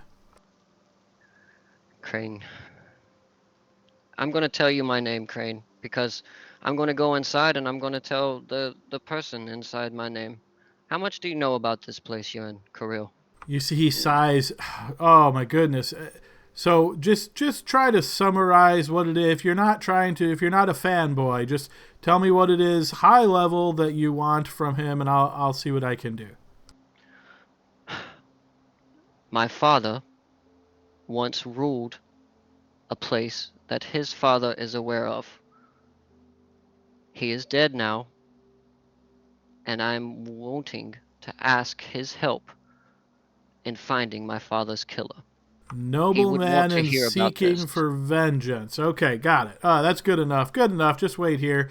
And you see he snaps his fingers, and you see another guy comes from the other side, and he says, just stay here for now, and I'll be back as soon as I can. Thank you. And you see he nods, and he kind of starts moving down the path even farther. The other guy is dressed similarly, and you see he just kind of standing here in the path, just watching you. As Crane kind of makes his way down the path, every 100 yards or so, you see he snaps his fingers again. You see two more guys come out and go to the path. So basically, as far back as the path goes, you can see a total of 6 guys at this point between all these people kind of coming out. Is there anything particular you guys are doing other than waiting for his return?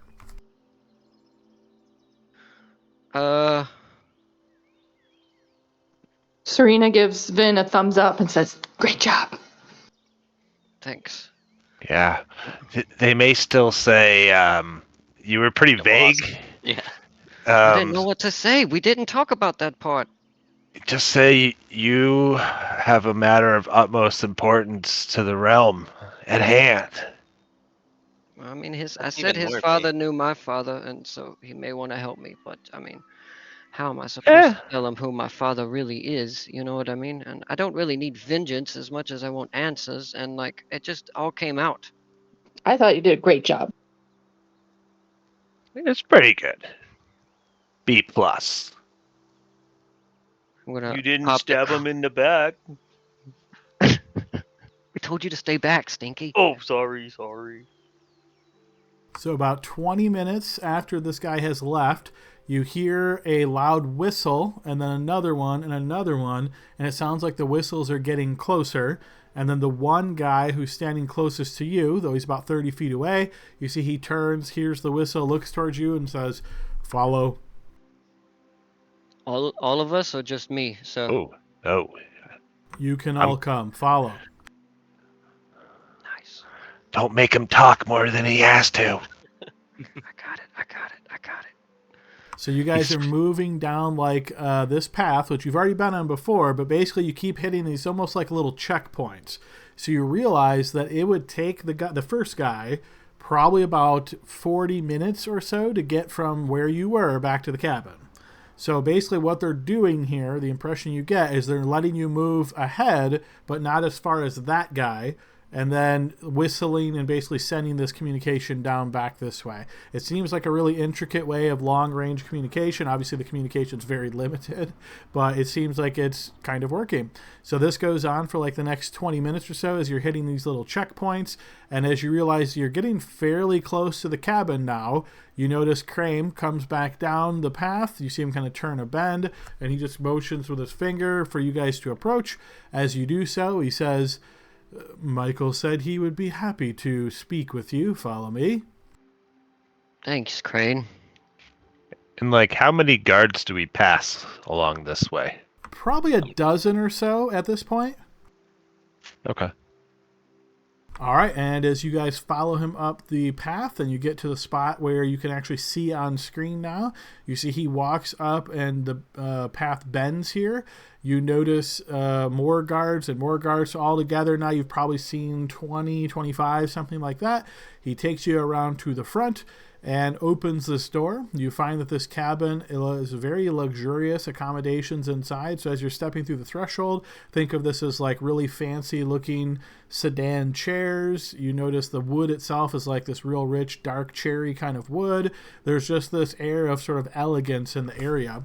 And as you are entered and introduced into the room properly, you notice the same man that you spotted before, Vin.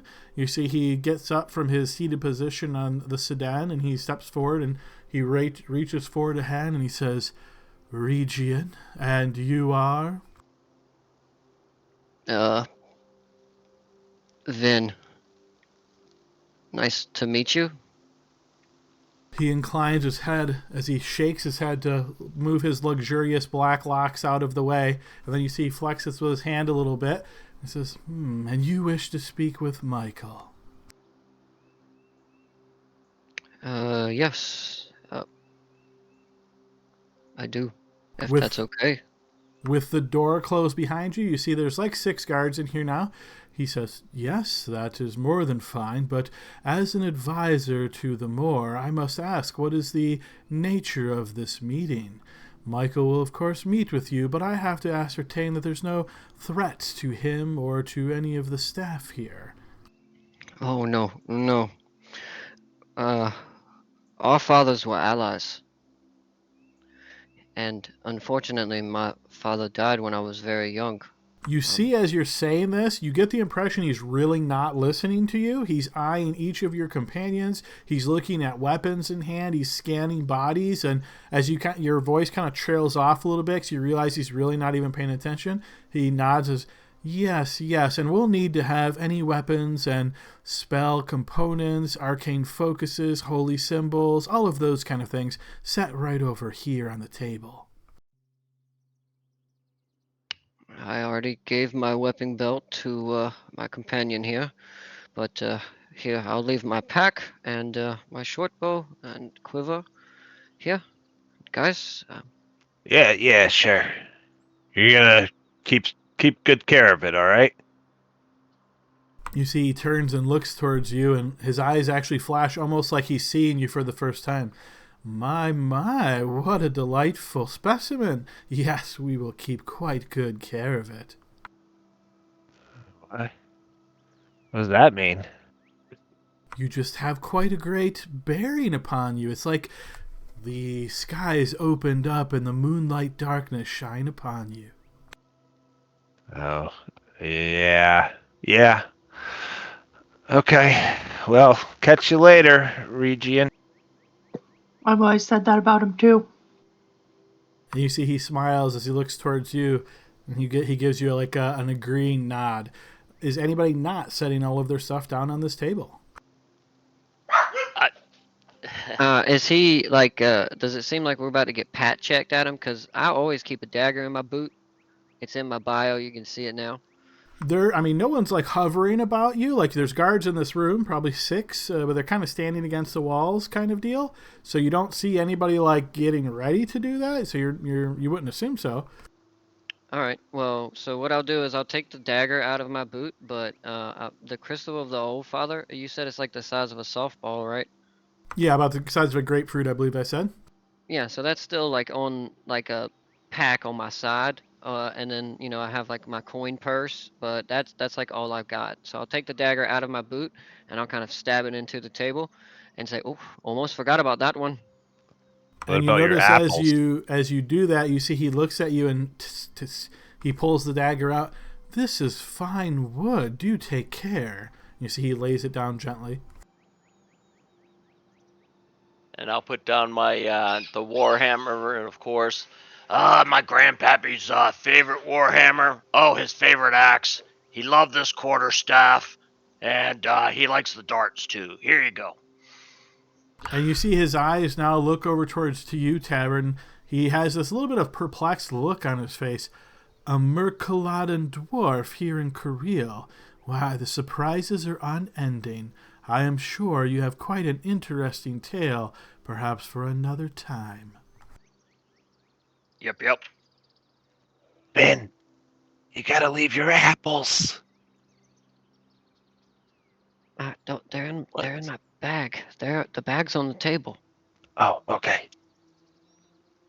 All right, so I presume all weapons, spell focus, like basically everything he said, you guys have placed on the table, right? Is there anything anyone's trying to sneak in? I guess I should put my wood carver's tools up too. I don't want to chisel anyone to death, so. Right, so I'm assuming, unless you say otherwise, basically anything that could be used as a weapon, right, you have put on the table. And again, spell focus or component pouch, all of that kind of stuff you're clearly putting on the table. So once that occurs, you see he will move towards this sort of like chamber door. He opens it, and you see he steps through, and he motions for you guys to just wait a moment. You can hear soft speech inside, and then you see the doors open again. You notice Regian steps out. He has a little bit of a flash of anger on his face, and he says, "Michael will see you now. You can enter." Flash Thanks. of anger. Region. And then I'm going to lean down to Celine and say, he's probably not invited to the conversation. Adam, as his back was turned to open the door, could I have done detect what is it Divine called? sense, Divine right? sense? Yeah. Sure, yeah, you could do that. Okay. Go ahead and post a usage of that.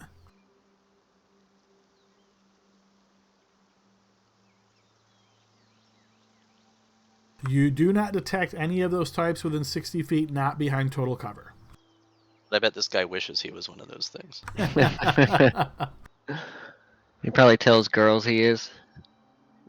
Looks just stares at Serena and then follows. I'll walk in first, Adam. All right, you walk into what you would describe as a sitting room, and you can see, again, very luxurious accommodations inside.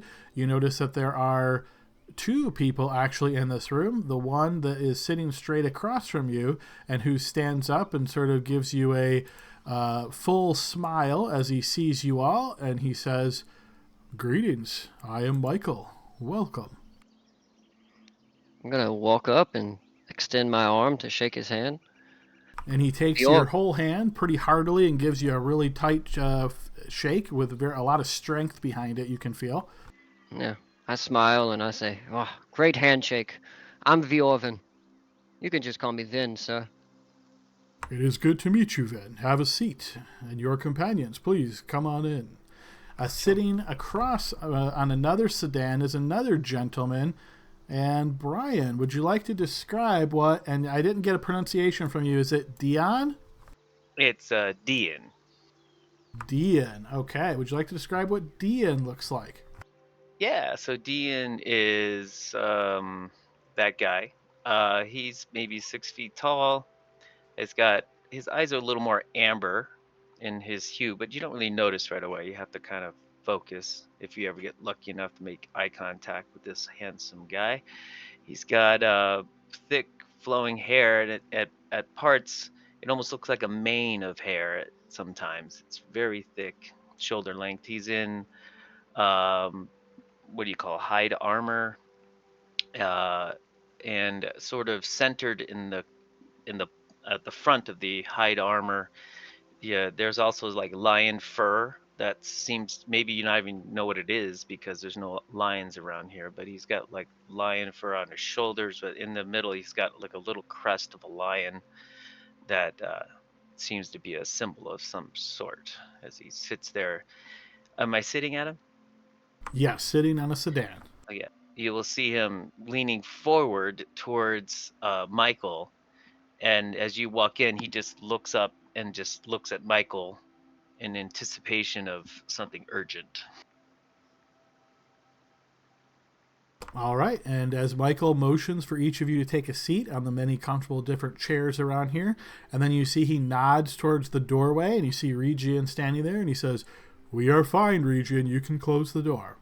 And Regian does just that, and you see he retakes his seat and seems to get a bit comfortable as he moves about a little bit, and then he looks at all of you on the one side, and he says, "I apologize for the brevity of this, but there's been a few different people that have asked to speak with me, and unfortunately my time is short. The day is long, and I must prepare soon for the tournament tomorrow, so I hope you will excuse me for just putting you all together and hoping to hear this all out." And you see he looks over to and I'm going to get this wrong so many times, Brian. One more time. Dion? Dian. Dian. I'm going to have to write that down. Because from the spelling, that's not where my brain wants to go. Dian. Okay. Have you ever heard the name Ian, Adam? Like anybody named Yes. Ian? Yeah, that's what I hear. Dian, like the That's a word good. Oh, Ian. that's a good way of thinking it. So it's like Ian with a D on front. Okay. Yeah, yeah, All right. Okay, I got it. All right. Okay, so Dian, so he looks towards you and he says, "You've already explained briefly what you are here for. I hope you will be okay with this new group explaining their circumstances as well, and just be patient, and then we hopefully can come to an agreement. Is that But okay with you, Dian?" there's not enough time. If this continues, the land will not sustain. The land wants to take care of us and wants to feed us and keep us safe. But if this continues, it's unsustainable. It's not going to work, and the magic is leaving the lands. Okay, all right. And he leans back in his chair. yeah. Your I'm gonna. concerns are, of course, valid, Dian, but I must say, based on my experience, the situation that you bring up, it cannot be resolved quickly. It is not something that will be fixed in short order. This is a long-term solution that is needed for this long-term problem. I'm going to say, pardon me, but where I'm from, we like to, talk to everyone at once. So, sir, I met Michael here, but my name is Viorvin. You can call me Vin. I'm sorry we intruded upon your request for time, as he said already. And I'm gonna reach my hand out to shake his. He just looks to his right and as if as if you mean nothing to him, and will look quizzically and then just nod his head and look back at Michael and shrug like Um, You notice Michael kind of turns a little bit as he's nodding towards Dian, and he looks back towards the group now and he says, "Please, as I said, I'm afraid I will have to make this a bit brief, but please explain what it is that you would like to speak with me about." okay. Well, I'm glad you're sitting down, cause well, this may be a bit of a doozy. Um, this here's Tavad. That there is Celine, Serena, and then Blixel. We come from a small hamlet uh, at the edge of Mountain's Edge, close to your border with the Stone Crown Mountains. Is it Crow or Crown, Adam? Crown. Stone Crown? Stone Crown Mountains. As a young boy, my brother and I were shepherded to that hamlet by a woman named Tegan Babbitt. Although I do not know if that is her real name, that is always what she told me, but neither here nor there. She shepherded us away to this hamlet because of who we are and what happened on the night that she took us. And the other night, we arrived back at our hamlet, and the guild members had they had taken our family members, our friends, people we've known our whole life, and had tied them to the palisade wall. They could have been there throughout 2, maybe 3 days. We don't really know, but when we arrived, we were accused, attacked, and although we overcame the attackers, we were told by Tegan that you would be here. Now that's part one. Part two is who I am. And my friends here and I have kept this secret so long, but we know that we have to tell you the truth. My name is Viorvin Gladdenil. My brother's name was Bian Gladdenil. Last night I watched him burn on the pyre after he was slain by the guild. And if you know anything about my father, Steele, he was also killed by the same guild. We know it was done so maliciously. We know they know that I am alive. They don't know where we are. They don't know we survived their attack.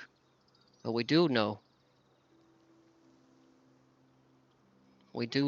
that they want me dead. So I'm asking you, Michael, as the nobleman of Moriad, our fathers knew each other. You are in my position now.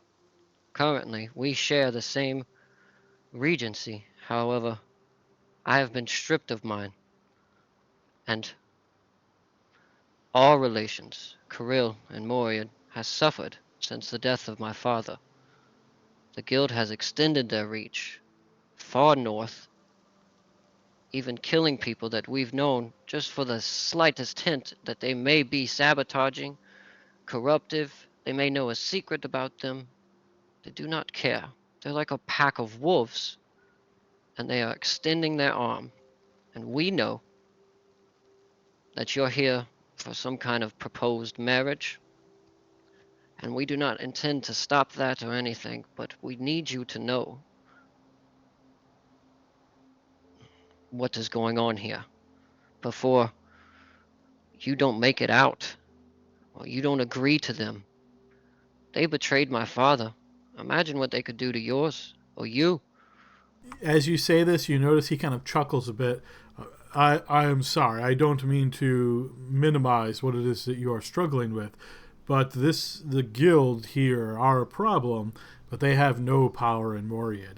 And trust me when I say I would not be coming here if I did not think I was safe. The guilds are definitely a local problem, but my father is at no risk from the guilds whatsoever. In fact, he is not a big fan of the guilds and has mused a few different times about how angry he is with them, but they are not true competitors to Moriad. I understand what you are saying. It is quite heavy information, but I want to make sure you understand what the stakes actually are here. I and my father and Moriad are not at risk of the guilds. The guilds have been at this work for a long time. They simply seek to make as much money as they can. They seem to care nothing for how that impacts the regular people. That part is something that is greatly concerning to me. But this is not my land. This is Cariele. This is not Moriad. And it's as such, there's only so much I can do. I don't want to break the laws of Cariele, so I want to be very careful in what it is that I say. However, if what you say is true, then I must ask, why exactly is it that Entier is currently Lord of Cariele? Well, I assume Miele Birian, the operator of the guild, and this is what has been told to me, so I'm just relaying the information that I have. We were told that on the night that we were taken away, it was because our father was beheaded after the high courts and the guilds conspired to accuse him of treason and strip him of his power immediately, inserting someone that they knew that they could control. I don't know if you have met my uncle Intier, but I heard he is a bit of an oaf, or doofus, or whatever slang you use. You notice My Michael guess, chuckles once again. I have met him, and I must say that description is fairly apt. so he's easily manipulated by the ones who actually hold the power in Cariele.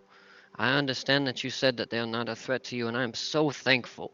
You need to understand, all of us are thankful to hear that they have not imposed on you like they have imposed on all of our lives, honestly.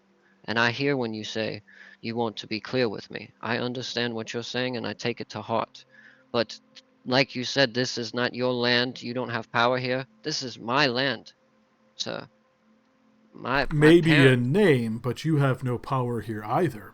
So what is it that you hope to speak to me? What is it that you hope that I or Moriad could offer you? Help removing the guild and instilling myself as the rightful heir and leader of Cariele. In doing so, we could strengthen our two provinces' alliance. The guild would be no more. You see, he kind of looks at you a bit quizzically. Removing the guild is no simple matter. You can remove individual people, of course, but the guild is an apparatus. It's something that's been built up over many, many years. Trying to destroy all the guild, I mean, right off the bat, that would destroy your economy here in Cariele. You would have very little coin to deal with. The taxes that you get from your citizens certainly wouldn't be able to afford everything you need. The guild brings in the predominant amount of money into this country. You're right.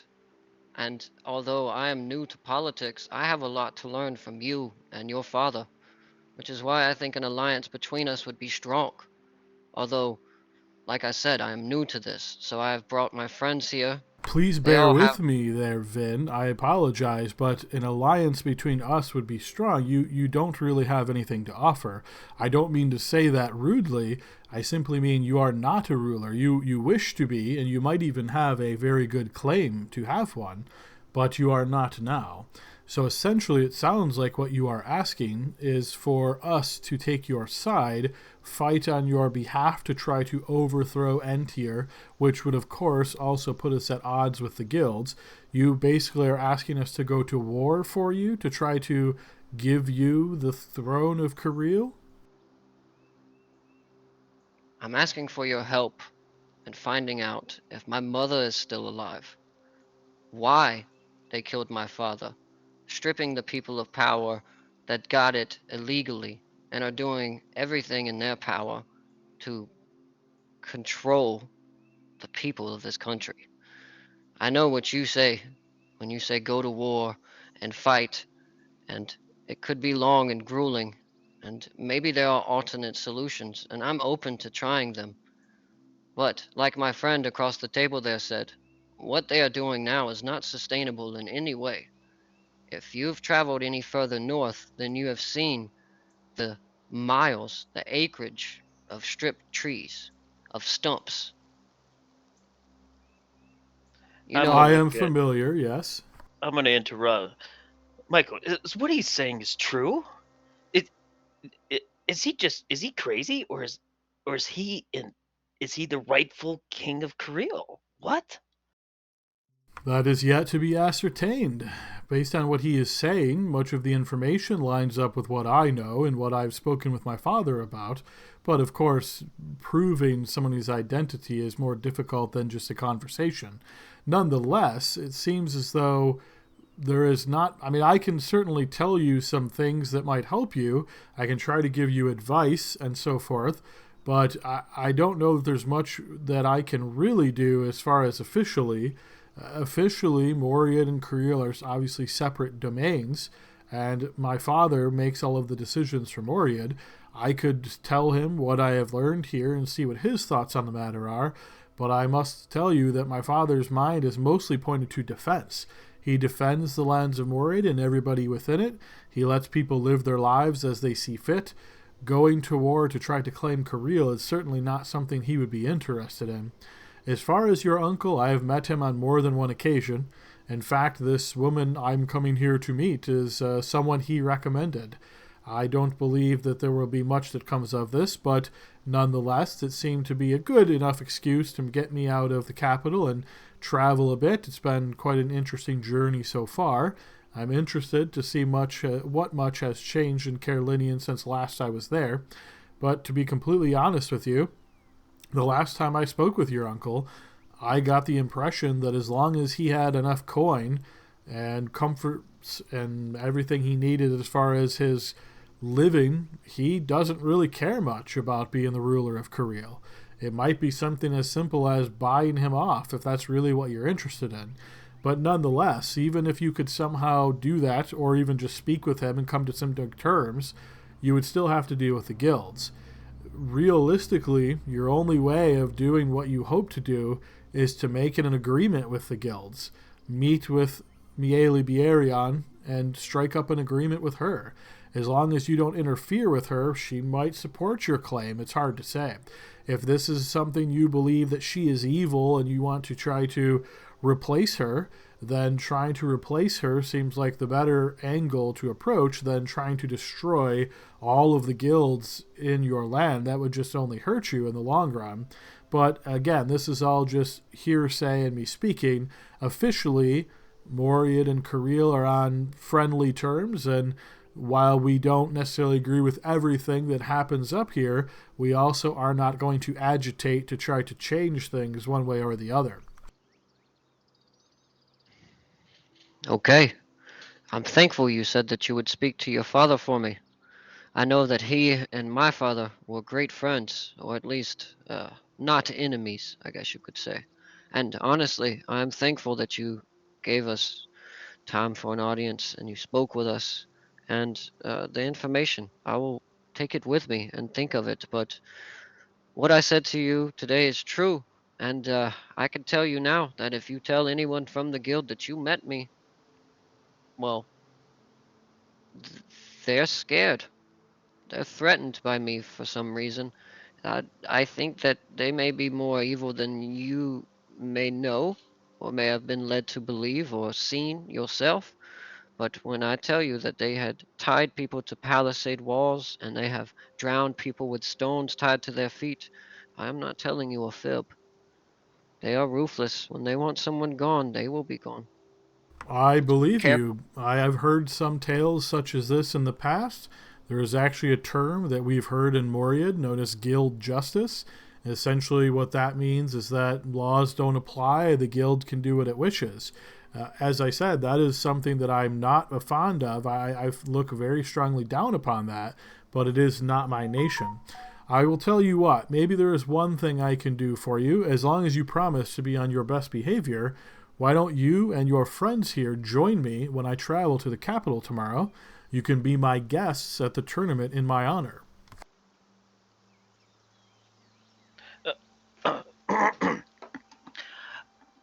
I'm sorry, this is a lot to absorb. Uh, I, Vin, right? Yes, Vin. And you're saying you're the true heir to Cariele? Yeah, but, don't say it so loud. Well, I look at Michael and like this could be the answer. Uh, the guilds are doing much worse than just slaying people. This nature's suffering, magic is failing everywhere. My name is Dean Cuthbed. I am the chief of the Oaken Grove, although it's a small sect. It used to be bigger in Riverford.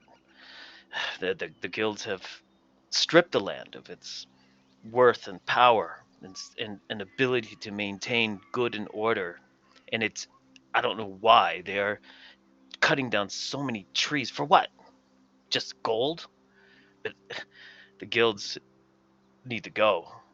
And and although I've never been in a city, I'll I'll think about it if you'll have me. Perhaps And this I'll, is I'll more than just a chance meeting. Perhaps both of you can assist one another. and I'll stand up and I will put my hand on the lion and I will offer my hand again. Vin stands up and kind of like brushes the dirt off of his hand and kind of looks at Celine and kind of whispers, "Is there like a tradition I'm supposed to do? Kind of greeting?" The hell would I know? Then we should take this man's offer. Okay, okay. I'll shake Dean's hand and then after I sit back down, I'm gonna look over at Michael and No, say, you don't leave. He grabs you and "Oh, grabs you by the okay, shoulders and gives you like this shoulder hug while still holding your hand. all right." And I whisper in your ear, "Don't you better be the true king. This is how we save Cariele together." I'm gonna clap him on the back and say, "Sure thing, Dean. I'm not lying to you, and you can join us." And he might smell a little bit, but nothing too bad. And he says, "Next time you don't have to brush the dirt off your hands." Uh, I'm gonna look over at Michael and say, I do have a question and a request. If you'll just entertain me for just another minute or so, if that's okay." You see, he two fingers this pewter glass on the side table by him and just sips what looks to be like maybe a wine, and then he nods towards you. The hour is getting late, but if you will promise to make it quick, yes. The request is, I did not lie to you about the villagers seeking refuge. In fact, Tegan took it upon herself to cross Melavine into Torian's watch in Moyed. So, do you mind seeing if maybe you could check on them and ensure they arrive okay? These are the last people of all of our families, essentially. And Serena's mother there, she might not even make the journey all the way there. There may be something I could do. You say they left from the hamlet. Where exactly is this hamlet in Korea? And you can just say you tell him if you want to. I do, and I kind of give them a general idea. They're, traveling. What is that? Westward down the Stone Crow Mountain, like the line of the forest and the mountains towards the pass, and they're going to enter it from the western edge. You see he nods. Well, we do have some folks stationed in Vanshan, the town that is closest to the Gates of Doom, and I can send word there to expect these people. If they are trying to head to Moriad, then that seems the most likely route they would take. And as long as this Tegan person you speak of is someone who's reasonable and can be spoken with, then I could certainly get them some kind of guidance into Moriad. If what you thought I have here today is reason, then what you will see from her is beyond that. She is, well, she worked with my father and my mother, so she will do anything in her power to make sure those people get there safe, just like she did me and my brother. And the question I have for you, and it's more so along the lines of advice. I believe we all would be loving your invitation as your guest, and we thank you for it. But what do I have to gain from it? I mean, I could be seen, recognized, noticed. I One, could get you will be that. in my protection, so you won't have to worry about any threats to yourself. Two, your uncle will be there, so you will get a chance to meet him yourself and take effect of the man, see what you think of him yourself. There's nothing better than your own two eyes for knowing exactly what it is that you shall see. Three, there is some very nice accommodations there, and it should be a fun day overall. And if you hope to one day rule all of these lands, you will have to make sure that Carolinian is something that you are quite familiar with. So going there, traveling, meeting Entier, meeting some of the other nobles, seems like this could do good work for you on that behalf. You don't obviously have to tell your whole life story to them. I wouldn't recommend that, but we can come up with suitable accommodations for why you are traveling with me. It might be as simple as you are my friends or honored guests, and Entier will be more than glad to accommodate you, I am sure. That's fantastic. We all are really great hunters, so if you ever want to truly find some great, meat along these lands, we can show you. In fact, Serena, she has a pair of golden antlers from this reindeer we killed that was like 2 times the size of a normal one. And like I said, golden antlers. So we'd love to take you on one of those. Maybe when this guild stuff is taken care of, you could return again. And You see his eyes kind of perk up when you mention the golden antlers, and he seems somewhat impressed by the size of the reindeer. He kind of nods a bit. Well, I have one question for you before, and then I hope you will stay here as my guest. We can have the rooms made up for you without much issue. You can stay with me tonight, and we will travel tomorrow morning into Carolinia. But a question I have for you, for all of you, I've heard tales of certain beings in the land of Cariele along the Stone Crone Mountains. Have any of you ever seen a werebear before? uh, well, we we have another companion, Michael. He's not a werebear. He's an actual bear, Just a bear. but he can speak to you and talk to you, and he's quite smart. And we don't really bring him into cities and towns, well, because he's a bear. But You see we he laughs as you start saying this. Oh, you mean an awakened bear? My father has an awakened cat, believe it or not. One of the most annoying little pissants I've ever spoken to. I bet. Well, I don't. I've never seen a werebear, but to be honest, sir, the one you should ask any of those questions to is the one over there that's cowering behind everything that she can. I'm not Celine, cowering. He seems you know, like a nice man. have you seen a werebear or read about them or know where they're at? Well, I definitely haven't seen him. I spent all my time until recently in the chapel, but let me think about it if I've read about them or heard about them in the area. Let me find my token. And Michael, that there is Tavard, the dwarf.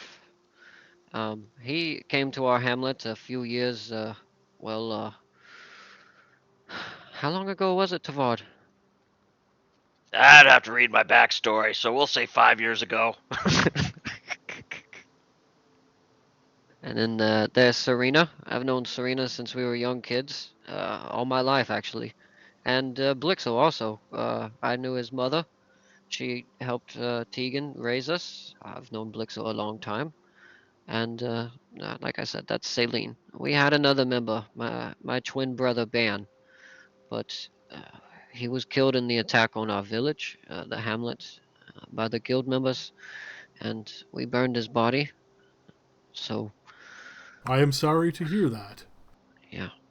Are you implying that you're hunting a werebear? Because I could help you guys locate him if No, it's. no, no. I am not hunting them. I've just heard tales. I've actually met some interesting people on my travels, and the tale came up, and there was some discussion about werebears, and knowing the difference between fact and myth sometimes is hard to piece between. I was just curious, as residents of Cariele, if you had heard anything of them, but it sounds like maybe this was more hearsay than actual fact. Okay. I haven't heard of anything locally, but it's possible. As much as Vin likes to tease me about it, I don't actually know everything. So we've seen some strange things in the woods, Do but you wanna see the antlers from the reindeer, Michael? Perhaps in the morning. I must admit, I am just quite tired. This has been a long day's travel, multiple days' travel, in fact. We did stop over in Vanshin for a night, but it's just been a very long trip, and I can feel my bed calling my name. So, if you will stay here Oh. as my guests, yes? Oh yeah. yes, sir. Yeah. Thank you so Thank much you. for the Thank you. generous offer. Do You I, are do I very get a welcome. bed? Of course you get a bed. Woohoo! Yeah! Is it a place Don't of hurt safety? I'm yourself. just kidding. You're straining yourself a little hard. Yeah, come on, Got buddy. some broken ribs. You notice he smiles a little bit at your question, Blixel, and then gives a nod, and then kind of like stifles a yawn here. All right, well, I must be heading up, but I will have the servants come in and make sure that each of you is escorted, and just rest in comfort here. And as I say, in the morning, we shall regroup and make sure that any early preparations need to be done. We're hoping to leave for Carolinian mid-morning, mid to late morning, something like that.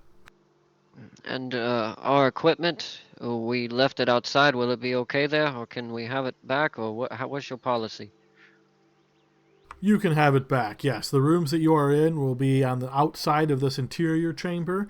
The interior chamber is guarded. I will just say that I am sure this doesn't need to be said, but just to make sure that there's not some strange customs here, but please don't be outside of your rooms at night with your weapons in hand or appear to be sneaking around or any of those kind of things. The guards won't take kindly to that, but yes, feel free to take your weapons into your rooms. Do I see Saline look at Vin like that means you? Vin is still bleeding, kind of. He's doubled over a little bit. You know, you can see that he's used all of his strength to appear up and perky for this conversation. But the minute he walks away, he's gonna crumble into a small ball and go to bed. We So we he's appreciate not your up to any hospitality. trickery. And you see We he appreciate- smiles that you say that, Salin. He nods and he says, "You're quite welcome. And yes, I look forward to traveling with you tomorrow." Yeah, and we can protect you too if anything goes down. Once You we kn- get you patched up, maybe. You notice he smiles once again and he says, "Well, that is quite a generous offer. I will have my own guards, of course, and if I'm not being too bold, I'm a bit skilled at the arms myself, but your offer is greatly appreciated. There's never too much help or too many friends that a man can have." Yeah, I mean, you seem like a really cool guy, honestly. I mean, I was dreaming on the chair there, so I was in and out. Were you riding a unicorn at one point? You notice he chuckles once again. He says, "I have a feeling that you're quite fun around the fire camps, aren't you?" Oh, It's a bad hit to his head. Yes. yeah, it's been a long couple days, but you just seem like a good person. So we're trying to help the good people. So if you need me to fight somebody for you, let me know, okay? Well, I thank you for that, and I appreciate your description of my character. I try to be a good person, but Nonetheless, it is late in the day. It is very great to meet all of you. Head on out through that front door there. I will speak with the servants briefly and make sure they have rooms set up for you all. And as I said, we shall meet in the morning and discuss preparations, and we will leave for Carolinian in the late morning. Oh, by the way, who's that Regian guy? What's he have to do with you? Regian is actually my father's advisor. He is the one who controls the sources of Moriad. He actually is a fairly potent wizard, and he can cast some realm spells, in fact. Are you familiar with realm spells? Someone's mentioned it a little bit at one point. I'm no expert myself, but needless to say, it is magic strong enough that it can actually affect an entire province. Oh. Wow. Does he have a thing for like elves or something like that? He said I was touched by moonlight. Well, you'll have to forgive any eccentricities on Regian's part. He is a bit, I would say he's not your typical Enririan man. He just maybe is interested in some more exotic things. And just as long as you speak with him and treat him with respect, and I'm sure everything will be just fine. No, I get it. Oh, yeah. No. I have the power. You know what I mean? All right. Well, good talking to you. And now I'm going to go to bed. All right. And he nods to you all and does those preparations he mentioned. You notice several servants, both men and women, are happy to help escort you to the rooms. They actually will carry your belongings and things for you and guide you there. And you notice that these rooms are all freshly dressed with furnishings and things. So new bedding for the beds, all of that kind of stuff. And as each of you is given your own room and it looks pretty comfortable, I'm assuming there's nothing particular. You're just all kind of wanting to sleep through the night. I guess I should ask, is there anything specific that you're wanting to do here before calling it a night? So Dean will... I don't know if you guys want to talk to him again. I'm happy to do that. But as soon as the meeting's over and he walks out of the room, Dean will like exhale, like, that makes me so nervous talking to people. And I'll look to Vin and said, "You're good." Well, my mouth has gotten me in more trouble than it has, it saved me, to be honest. Well, I haven't spent much time with people, but it seems like our causes align, friend, and you'll have my abilities. We work together. Aye, but you have to promise me that what you heard in that room stays there. At least for now. I promise. And I'll put my hand back out and do his weird shake. All right. And now you make eye contact with him. You see a little amber hue to his eyes. You get a little closer, and he'll just nod. And I'll see you in the morning. Have a good night. Sure. Real quick, but just I don't know your customs or anything, but tomorrow when we're going in there and we're talking to fancy people, you might want to like spritz off maybe. You kind of well, here, just eat one of these apples. Okay. Your breath is a little hot. Oh. And yeah, just wash the beard out a little bit. And you said you get nervous talking to people. Well, if you stink, that immediately ruins anything right away. Oh. That's lesson 1. Okay. Cool? Yeah. What? Cool? Okay. Yes. Got it. Yeah? Apple. Yep. Thank you. Now you in return owe me a lesson of some sort that you're good at later on. Sound good?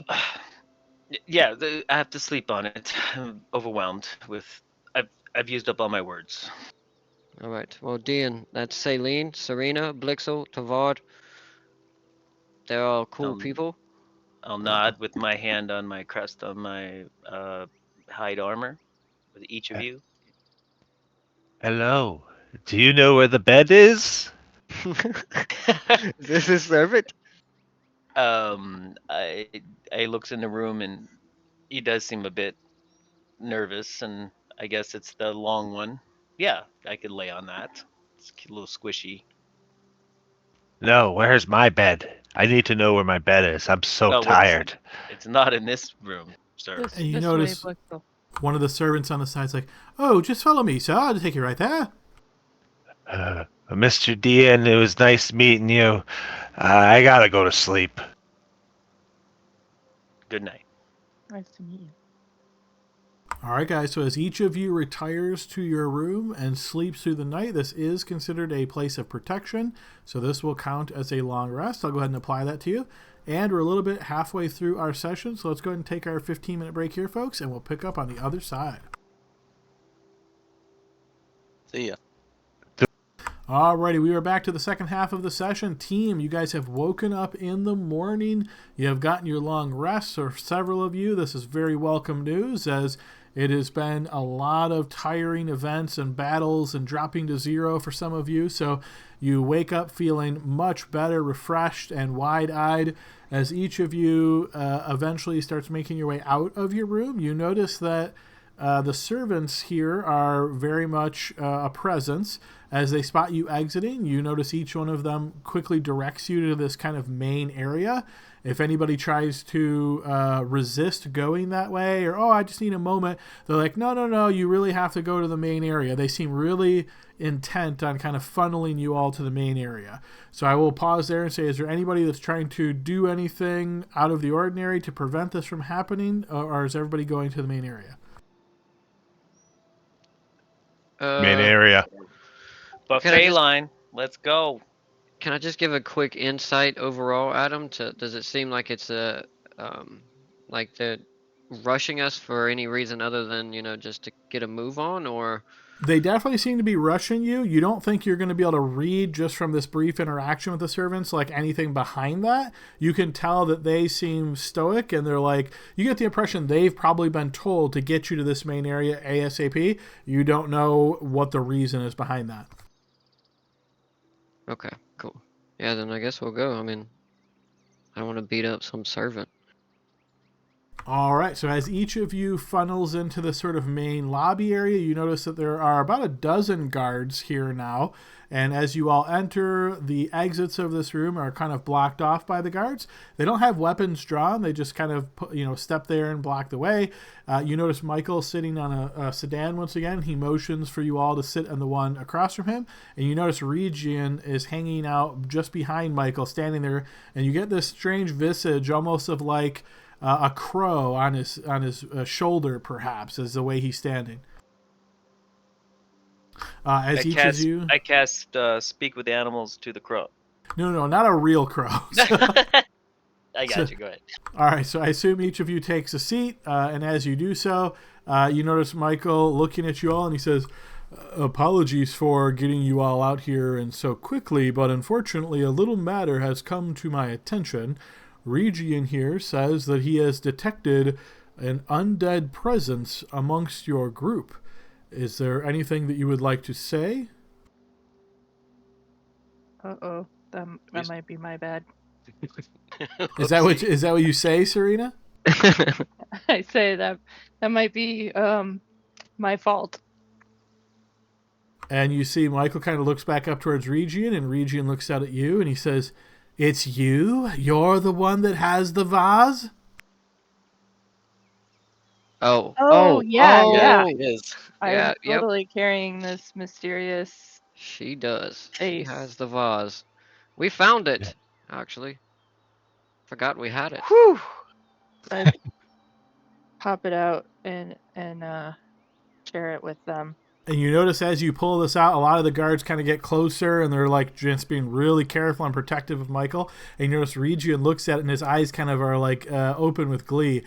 And you see he looks down towards Michael. "My lord, this would not be safe to take into Carolinian. I suggest you leave this here in my care."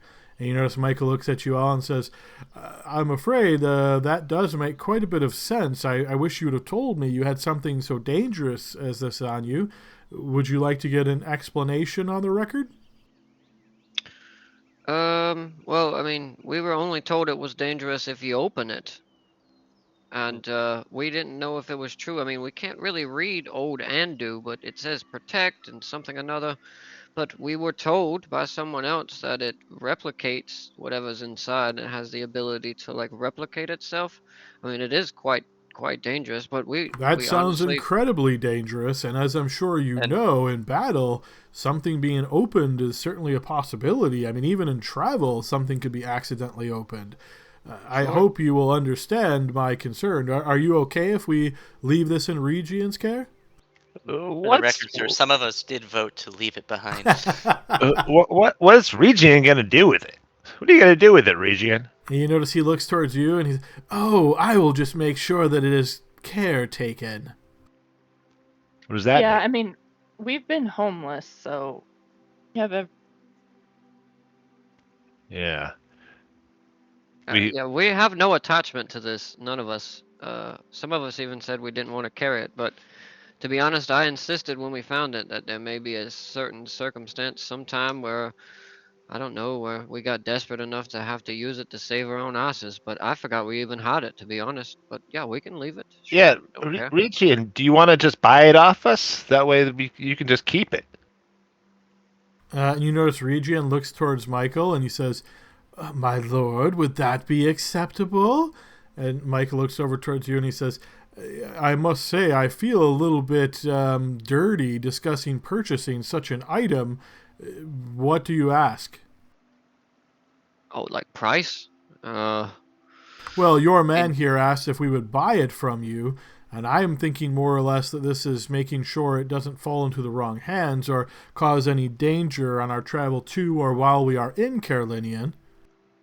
I understand, and you're generous enough to bring us along as you're under your protection, and yeah, I understand it. It's kind of weird bartering back and forth, but your man here seems like he's quite interested in it, and honestly, none of us have attachment. I'm gonna look around. Any rejections? I No? no, but didn't want it in the first place. we we are light in the coin purse, so that I can That see is why true, the sir. Well, suggestion was made. So like, let's say, it's an undead thing, there's only one, blah blah blah, calculations. Let's go Breakfast. 150. Oh, we were thinking something else. 150 gold pieces will do. And you notice Region looks towards Michael and says, "Oh, yes, my lord, I think that is quite sufficient." And Michael nods and says, I suppose, yes, we can have the coinage for that. Region, will you take this out of my presence now?" Region, "Oh, yes, my lord." And you see he approaches and reaches forth towards you, Serena, to hand him the vase. Oh, Yep, do you there mind you if we go. show you something cool that is not in any way dangerous to you? You want to show him those antlers, Serena? Are you saying this to Region or to Michael? Michael, I'm kind of looking over Region. Okay, so Region takes the vase and scurries away like almost like a rat here, and you notice this like courier kind of guy. He's dressed more plainly, not armored. He comes over with a small pouch and he hands it over to her. 150 gold pieces. There you are. Just sign here, please. Yeah. Do you mind splitting this 5 ways? Thank you. Uh, yeah.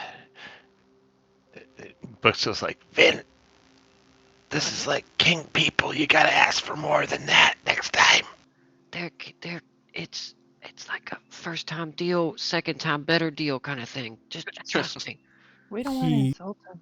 he divides the coinage as you say and hands over the 5 different allotments of 30 gold. There we go. And yeah, check out these antlers. I mean, Serena is in full control of them. She is dictating if they get sold or kept or whatever, but they are cool. And like I said, they came off the biggest reindeer I have ever seen. We fed the entire logging camp off of it. I mean, it was 40 people or so. You notice Michael nods. We get the impression he's not really all that interested. He's kind of just placating you, perhaps. Ah, interesting. But yes, we must move quickly if we are to make it to Carolinian and make sure we're there in time for the tournament. So if you'll excuse me, I have some last-minute preparations to make. And is there anything that you all will need to do? If so, please do it fairly quickly. Are we bringing our bear? Yeah, is that cool? I mean, the bear would be under your protection and it would be on its best behavior. I don't think it is a good idea to bring the bear into the capital, but if the bear wishes to travel with us, allow my gamesman to meet the bear, and I'm sure he could travel behind us for the duration and then wait outside. Is that acceptable?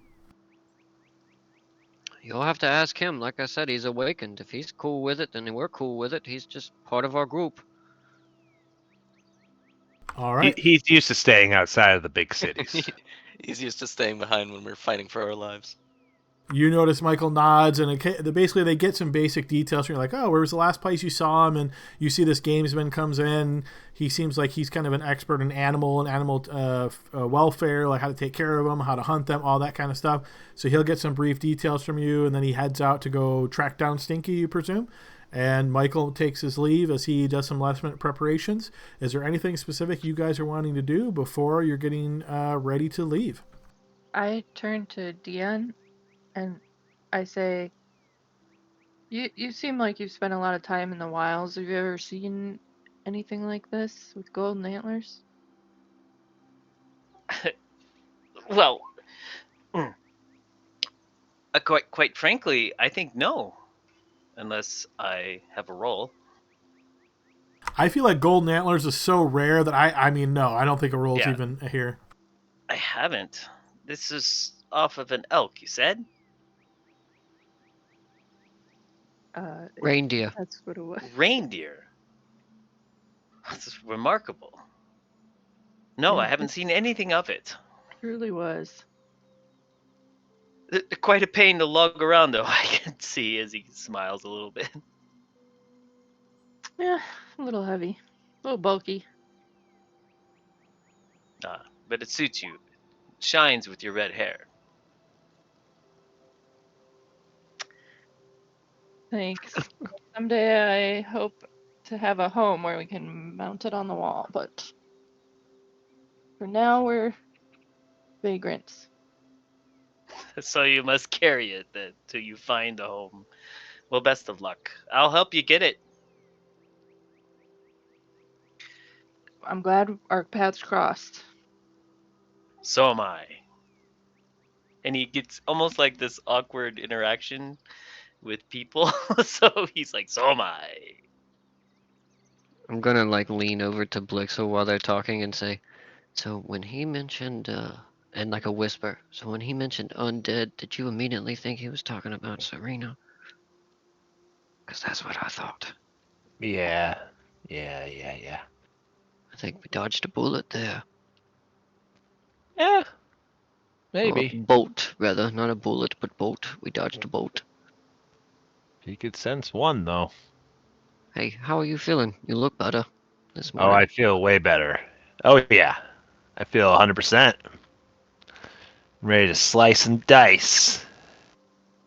Friends, Yeah. come here for a sec. Ho, ho, ho. Dean. Yes, I'll gather everyone around. Before I laid down last night, I created some food for us. They should do you well. And I'm going to hand out little, they look like little pine cones, but they're kind of squishy, like gummy pine cones. Tiny ones. And I'm going to hand 2 to each of you guys. You should last 24 hours, but might be some healing, and it will keep you full in a pinch. Yes, good berries. 2 each. So, Dean, Thank you. what's your deal? What are you trying to do? I keep having to disconnect because I'm getting bad voice connection, so I'm just going to say that and then hang up. All right, I'm putting 2 pine cones on my inventory. Gummy pine cones. Like he just, he's They, like, and he just looks at us and goes, "You should eat these if you need they look to." appetizing. Edible. Okay, man. Mhm. Thank you. You're welcome. It's Celine, right? Yeah. I just immediately eat one. Like I'm just like, curious, and I just pop one in my mouth. Oh, they're kind of crunchy.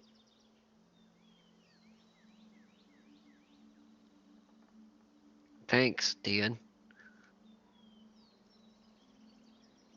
I look at And everybody else and I'm like, oof, it's kind of rough.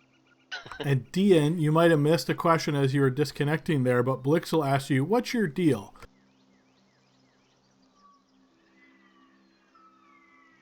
He said in Discord we are having a snowstorm, so maybe that's why my comms are bad. Oh, okay. So yeah, all right. So He's maybe just- that's a... Oh, there he is. He's back. Yeah, I'm just gonna. Yes, eat these. What? I don't know what happened when I got. Yeah, Vin ate one. He went ahead and ate it. Blixel asked you, what is your deal? But if you're having connection issues, might be better to handle that next session.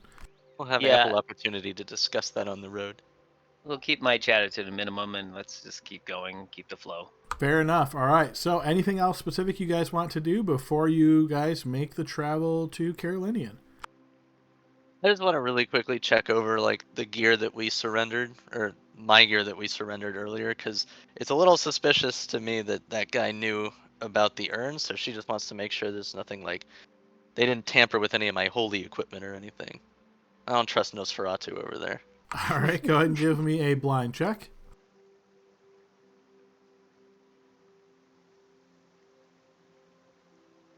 As far as you can tell, everything looks good. You don't see anything out of the ordinary. Okay.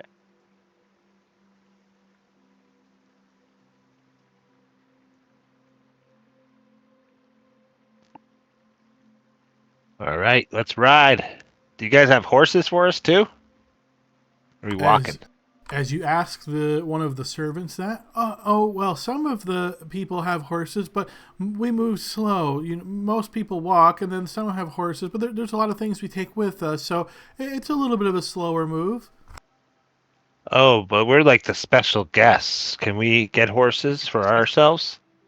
Oh, I don't know if there's extra horses. I don't know. I'll have to ask. It's not Okay. a long walk to Carolinian, so I think we'll be okay. Well, no, they can ask and we'll figure it out, but we'll start on the way, okay? It's a pleasure working with you guys.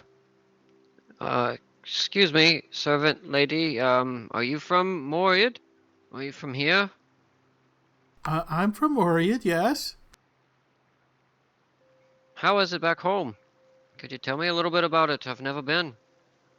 Well, it's great there. It's really peaceful, and we don't really have too much danger around us. And, well, people tend to get along. They all kind of do their own thing. And what specifically do you want to know?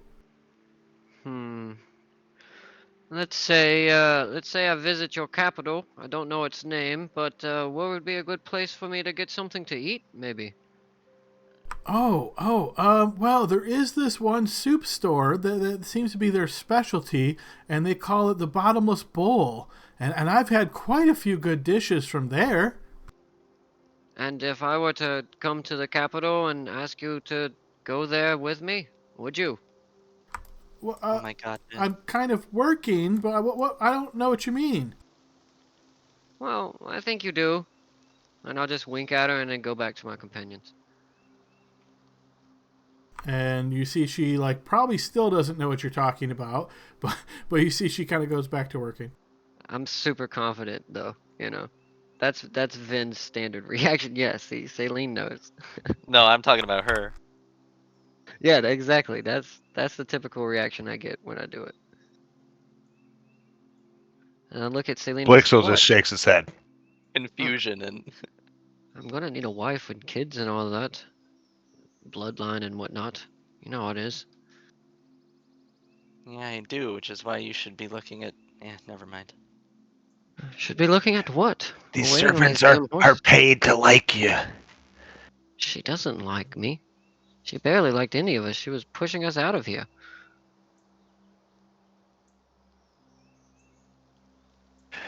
Wait till we get to the city. You'll meet a nice girl there. That's not under contract.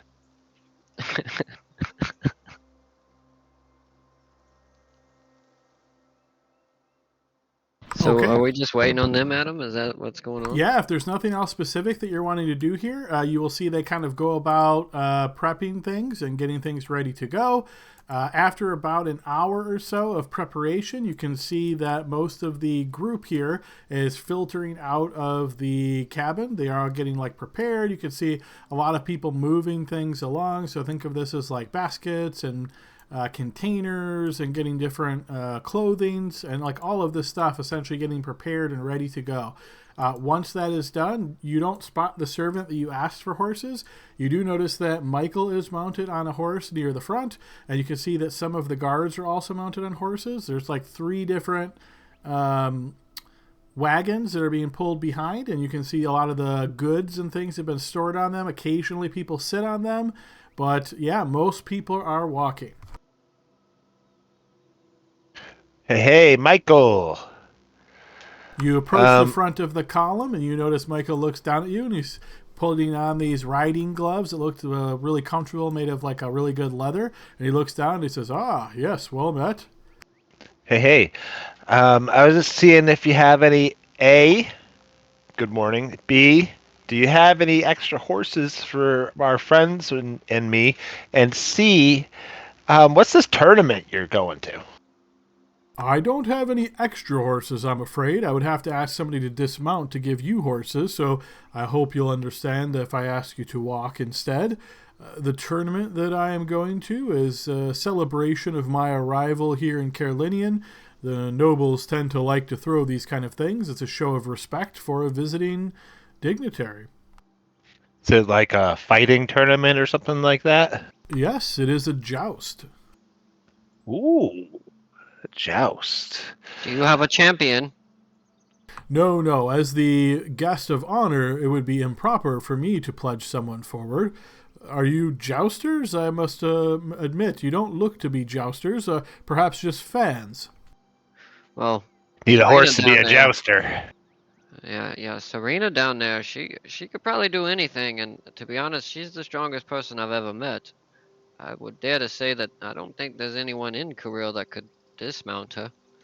Well, apologies, you may not be familiar with the custom, but jousts tend to be limited to nobles or knights. Is this Serena one or the two? Oof. Nope. That's a negative, sir. Well, and you see he kind of like leans down as he's handing on the pommel.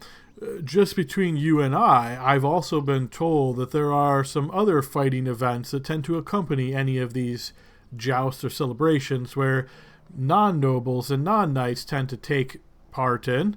If that's something you're all interested in, feel free to ask around once we get there. I'm sure it will not be hard to find. Thanks for the tip. Yeah. And you see he nods. Are you all ready? We shall set forth soon.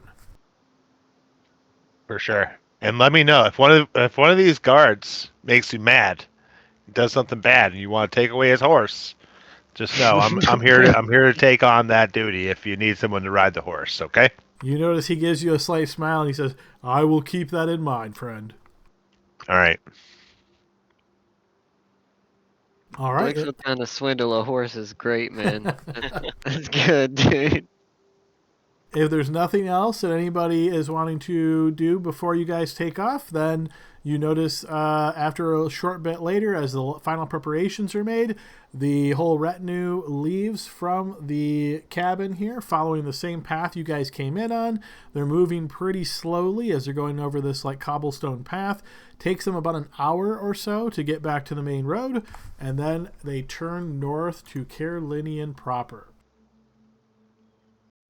This should be a short travel, as you know that the cabin is a little bit outside of Carolinian itself, so you're estimating that this trip will probably take somewhere about 2 hours perhaps. During this time, you're free to do anything if there's something specific you want. Otherwise, we can fast forward the travel. Actually, I'm thinking of something because I have a new car I'm driving, right? And I got all the buttons. Is there something about weather I can do? What? Druidcraft, I think. Oh, Druidcraft? you have the Druidcraft spell. Oh, Druidcraft. Okay, no, yeah, go ahead. Nope. Okay. All right, yeah, so if there's nothing specific, then the whole group continues moving down the path, and before too long, about 2 hours or so, sure enough, you are entering the city proper. Nice. Looks was just wide-eyed. I don't think he's ever been to the big city. Well, Me neither. Dean's never been to a city. Is it just black for everyone else? Yep, hang on Yes. just 1 second. So as you make Okay, your way into the city, you find that this is just an absolute massive location compared to what you've seen in the past. So you notice that the city streets here are actually like paved with stone. You can see all sorts of people moving about. So as you guys enter and the whole group is coming through, you can actually hear trumpets start to go off. You notice people in the distance kind of waving towards you as they can tell that this is an official visit from like a foreign person of importance. You notice your team or your group, a lot of people are holding onto the Moread flags. There's a lot of like banners, that kind of stuff. So it seems like the host of Cariele here in Carolinian is officially welcoming Michael into the city. And you notice that after the whole long line of visitors here kind of comes to a stop, you can see in the front, you notice Michael dismount from his horse, and there's again like another fanfare, and you see him waving his hands towards people, these crowds gathered and such. And it seems like they're really putting on a good show to welcome him here.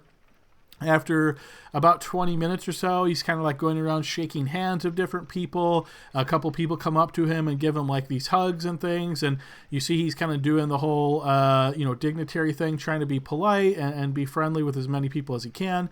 But after this all kind of winds down and a lot of the large group of people that came with you starts breaking things down, taking them off in different places.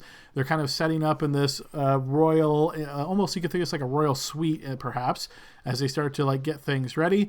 But after like 20 or 30 minutes or so, you notice Michael walking with this guy that's kind of dressed up real tight clothing. Think of this almost as like robes, but there's like the robes are super long. They cover all to his arms, his legs, his hat, like everywhere. It's like a little square is open in his face. And then as the two of them kind of walk down, you see Michael pulling his gloves off, and he looks towards your group and he says, "All right, well, it seems we are here and things are getting settled in. The tournament should start shortly.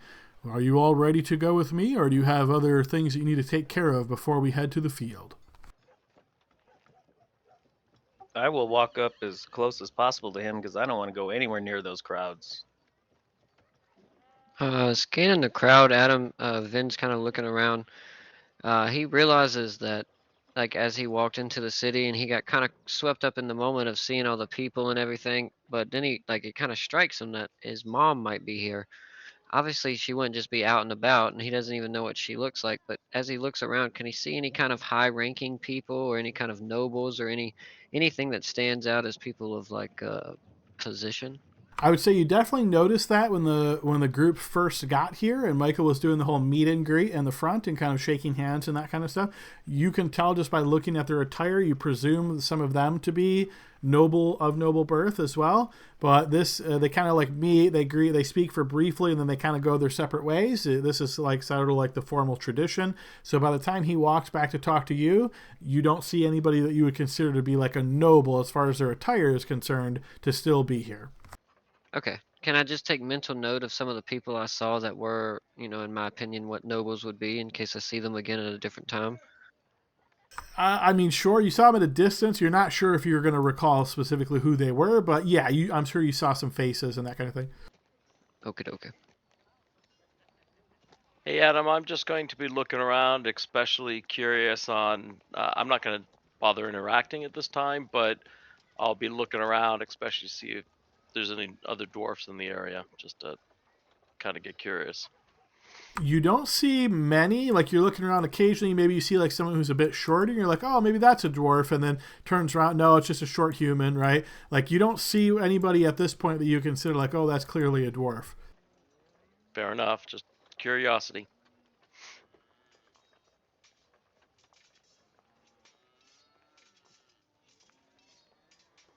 To be honest, Michael, I don't really know what to do here, so I guess the best thing to do would be to go with you to the tournament, and then maybe after we could explore and whatever. You see he nods. Excellent, then follow me. And you see he turns and kind of starts walking, and that same person that's dressed in that really tight clothes nods at you and like scurries behind Michael, almost like a lost puppy kind of thing. And you see several other people are kind of like in the aura of Michael. Some of them are guards. Some of them look to be attendants of different sorts. And you see he basically walks towards the field here, and you notice that this is a jousting field, so you can see, like a dirt path. Think of this as like a wooden beam that separates the area. There's this large box that is separated into 3 sections, and you can see that right now there's not really that many people in it. There's a couple people here or there, but most of it is just guards standing by. And you notice as Michael arrives to this area, again, a lot of people come over and they start, speaking with him. And, oh, we have you right here, my lord, and here's where you're going to go. And we hope everything is up to your, like he's getting the full-on royal treatment here. And after he, speaks with all of them again, trying to be friendly, he motions to you all and he says, these are my honored guests. I'm sure you'll be able to make room for them in the boxes, yes? And you notice one looks and yes, of course. Folks, why don't you follow me? We can make some room for you over in this area. But my lord, you are given a guest of honor position, and you will sit alongside Entier and Christier, yes? And you say, yes, that is fine. And where is the lady? And you notice, she's already inside, my lord. Please head on in and introduce yourself. Oh, and you see he nods and he looks back at you all and he says, well, enjoy the joust, what you can see, and I shall meet you sometime later in this evening if that works for you all. Hey, Michael, good luck. I'm sure she'll be great. And Blixel will give him bardic inspiration. Okay, you see he nods at you with a smile and he says, well, thank you for your confidence. He has a way with doing that. Food. Anybody hungry? I'm hungry. Yes, can I get some grapes and a horse, please? You're saying this to like one of the servants as, they're trying to lead you over, and, food will certainly be served. I am terribly sorry, but what is your name and station? They call me Lord Blixel. Lord Blixel of House Atreides. Oh, totally breaking the cross-fan IP here. All right, you notice he kind of nods. He says, oh, yes, of course, Lord Blixel, please. You have grapes? Yes, we have such, and they will be served pretty soon. Horse, what would you need a horse for? I need a swift horse so I can deliver a message at some point, or whatever I wish to do with it. I thought we were just getting stuff. Is that not happening here? Well, the custom here is most lords provide their own accoutrements, of course. Food and things, of course, we provide. But, of course, if you need a horse, I'm sure we can make arrangements. I'll just have to check with the Herald Master. Of course, you see, we just have to validate everybody's credentials and things. You understand? Yes. As a wealthy person and noble, I do indeed understand how these things work. And whatever you can do, but at least bring the grapes, all right? And you see the servant nods. Yes, of course. What about meat? What do you have in terms of meat? Oh, I believe they are serving turkey legs, and I think there will be other cuts of boar provided as well. But for the tournament itself, usually it's more your handheld foods kind of thing. And then after the tournament, there is a small get-together where some of the retiring nobles choose to feast. I'm apologies. I don't know if you were invited to that or not, my lords. I don't quite know whether or not we were, but it's okay. We don't really care about that. We're just kind of hungry now, I think is the main thing. That was a long walk, I see. Yes, of course. Well, please follow me into the box, get seated, and I will send somebody over as quickly as I can. Will that please you? And any ale would work too, you know what I mean? Or wine. And you see the servant kind of stops and looks at it. Wine, yes, of course we can get wine. Sure, sure. Nice. All right, so this servant kind of starts leading you towards the box and then points you towards the stairs and says, let me go and get the other things. I will be back shortly, my lords. Please. And you see he kind of scurries off. I'm going to put you on this other map now. I thought you were gonna say I'm gonna put you in initiative order. That means we gotta fight. So I just want We're to make fighting sure the you have tournament after all. give you a good visual of what this looks like. So you guys came in There's this here. horse. You guys came in here from basically like the south, okay? And this is the main box. This is where Michael entered and was going to meet the different sort of main people. The servant then took you guys around this path here, led you over to this direction, and pointed to the stairs here to enter the box. So, kind of motioned for you to enter there and essentially said that is where you can sit and kind of watch the joust, and they will be off to, get some of the different stuff and bring you things. All right. You are noticing several armed men around here. None of them have their weapons bared, but you can definitely see that they are guards of a sort. Serena, as you climb up to the box, you notice this area gives you a really good view of what you will see to the jousting field to your north there. You notice several noble lords and ladies already gathered here. So each of these squares in the box you can think of as being seats.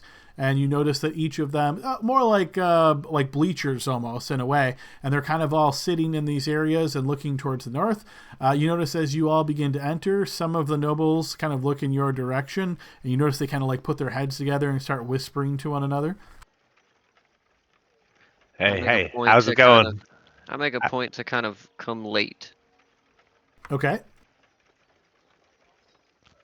How are you all doing? I'm looking forward towards the tournament.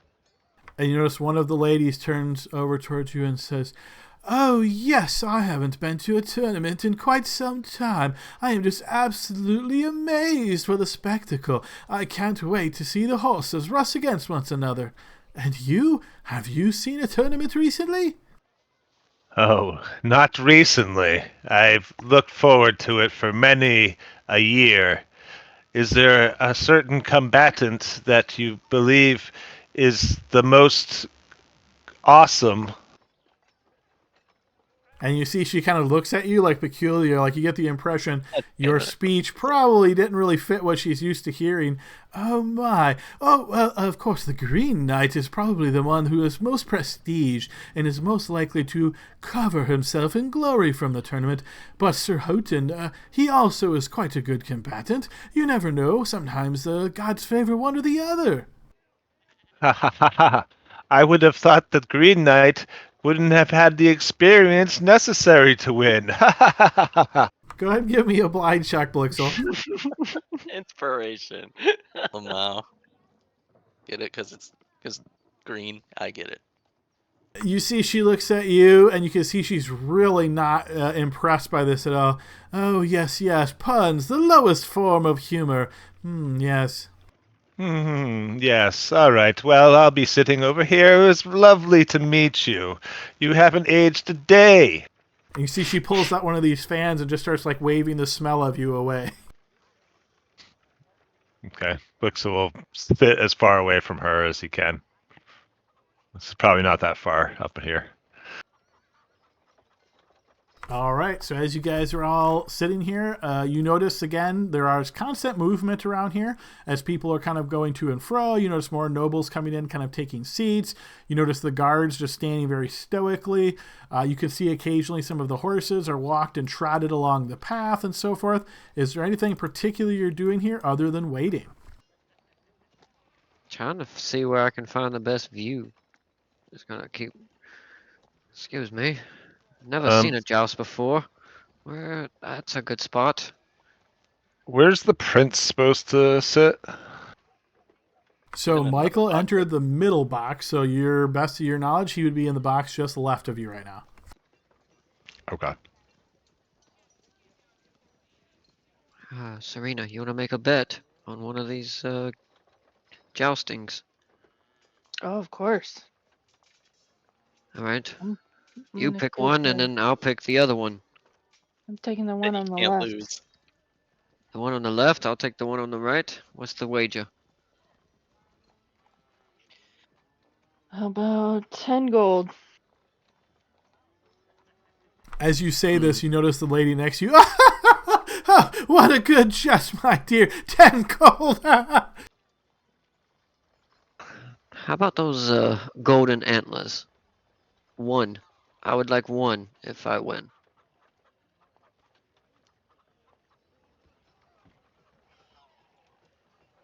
If You're you not win, you can laughing have. now, are you, lady? She said golden antlers.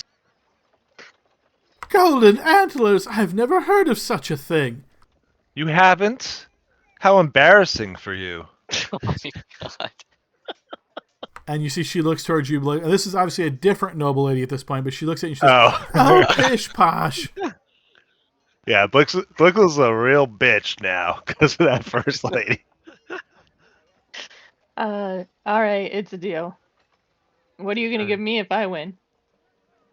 Um, the remainder of the gold I have, plus the cask of ale I have also. You know, the good one. Alrighty. All right, and as you are finalizing this agreement, you notice the noble man who's sitting next to her. He looks over towards you and says, "Oh, I see you're wagering on the knights. Some people look down upon it, but I say it's all in fun, right? All in fun, ha ha!" Oh, we are childhood friends. We wager on who's going to fall asleep first. It's just kind of how we play along each other. It's never any harm. I hope we're not breaking any laws. It's not our intention. No, no, no, don't be silly. Of course, we can do as we like in the boxes. Oh, fantastic. And you, sir, what was your name? Lord Quentin, meet your acquaintance. Lord Quentin. Honored, honored. I am Lord Ban. It's nice to meet you. Ah, and nice to meet you as well. If you don't mind me saying, you and your companions have a strange air about you. You don't look like many of the others here. You look like you're a bit more seasoned, if I do say so myself. Well, we've spent the last month on the road or so, getting to know the area. We traveled downriver, upriver, we traveled across the mountains. We even met a bear who could speak. It's been a handsome few weeks, if I say so myself. I'm going to enjoy some leisure of the city, finally. But it was nice, getting back to nature and all of that. Ah, yes, yes, of course, of course. You don't happen to be, in the interest of any, sort of gaming yourselves, do you? And you notice the lady next to him says, "Oh, Lord Quentin, you do go on." As in hunting, is that what you're referencing? He Of wants a to gamble. sort, of a sort, but, oh, the hunt is much more dangerous than you're probably used to. Well, perhaps after this tournament we could speak further, Lord Quentin. Yes, yes, of course, of course. That does sound like something we would like. And I'll turn back to Serena and kind of give her a good little nudge. That might be your way in. Kick some ass. Make some money. I'm also good at dice.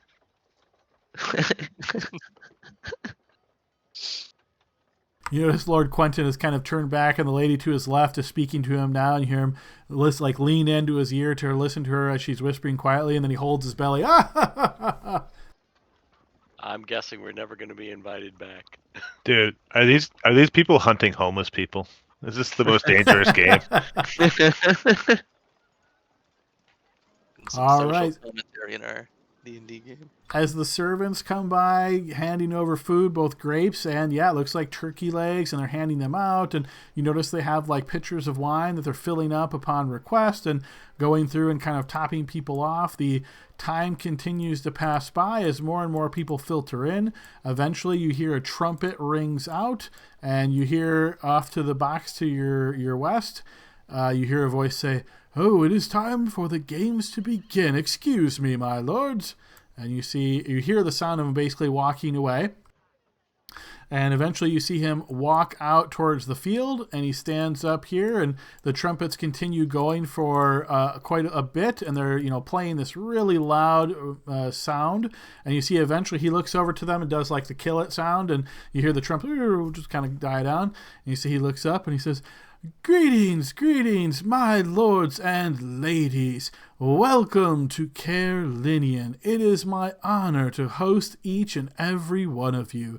I hope you have enjoyed the accommodations of our fair city, and if you may be so honored to find yourself in the presence of Lord Michael Moriad from Moriad. Lord Michael, please step up." and you hear Michael's voice as he kind of steps over the rail. Greetings all, and you see the guy that's out in the field says, "Yes, thank you, my lord, thank you." And you see Michael kind of makes his way back, and you notice this gentleman who's out in the front again. He looks over all of you and he says, "I recognize most of the faces that I see, but for those of you that don't, I am Lord Entier Gladdenil, Regent of Cariele, and I welcome you to my domain. And welcome to the tournament in honor of Lord Michael Moriad. And with no further ado, let us see the horses, let us see the knights, let us see the clash." And the trumpets start going off again. You see he looks over there and they stop. Yes, let us start. And you see the trumpets go once again as he starts making his way off. I'm gonna look at Serena. Which horse did I bet on again? Right or left? You have the right one. Got it. We should put a little circle on the horse. All right, so as you see a couple of these armored knights come out and mount their steeds, and you notice both of these, neither one are the knight that was either of the knights, either the Green Knight or Sir Houghton, who was mentioned here. But you notice the kind of servant guy here in the middle comes out with a flag and swings the flag down. You notice the horses start racing against one another, and you see that there is like a tip here where one lance strikes the western horse, strikes the eastern horse to get a tag essentially on him. Doesn't dismount him though, and you can see they kind of swing to the other sides. As the impact of the lance touching onto the armor occurs, you hear some cheers kind of go up from the crowd, and you notice this Lord Quentin nearby you says, "Oh my, yes, of course, the one on the left is going to win. That knight, you can tell just from his style and grace, he clearly knows what he's doing." And you see they kind of circle once again and charge, and much as Sir Quentin... Wait, Adam, and would you say that somebody on the other end of the bet is an enemy of me? What?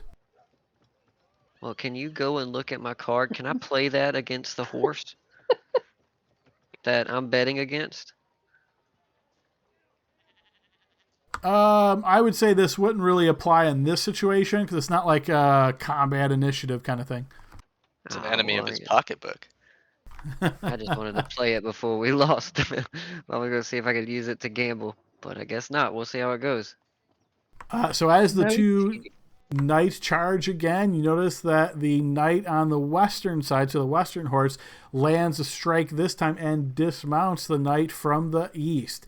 And as he does, you notice the knight from the east kind of lands in the dirt and the mud here and kind of starts wobbling. You get the image of like a turtle trying to stand up as he is struck. And you notice the other knight kind of just raises his hand, and you hear, again, the nobles kind of give this big cheer. You're looking around and realizing that most of the attendants here, the people who are in attendance, I should say, they're all of like noble birth. You don't see like there's much of a room for spectators. Whether that comes as a surprise to any of you or not, it's hard to say. But yeah, this seems to be a fairly small gathering, maybe a few dozen people altogether, really for the honor of the noble families here. And you notice that after that one knight is dismounted, there's a little bit of like circling, and you see the guy with the flag says, "In a few more moments, we will have the next combatants coming up." And you see he looks back towards the box. "At your pleasure, my lord." And you notice you hear Entier's voice as he calls out once again, yes, bring them to bear." Buxel's going to try to eavesdrop on people's conversations, basically, and mostly concerning if they are talking about Entier and how they feel about him. Sure. Go ahead and give me a blind check here, Blixel.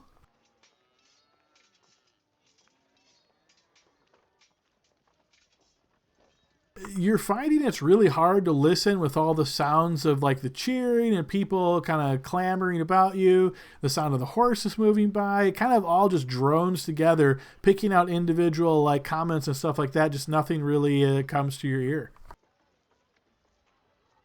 Okay. Alrighty, folks. So we are at the end of our session time here. You guys are in this box waiting for the results of this tournament. So we will pause our session here, pick up next week. As far as future planning, just to ask, after the results of this are done, is there anything specific anybody's trying to do here other than just participate in whatever is brought before you? Like at the tournament, is that what you're asking? Like at this specific event?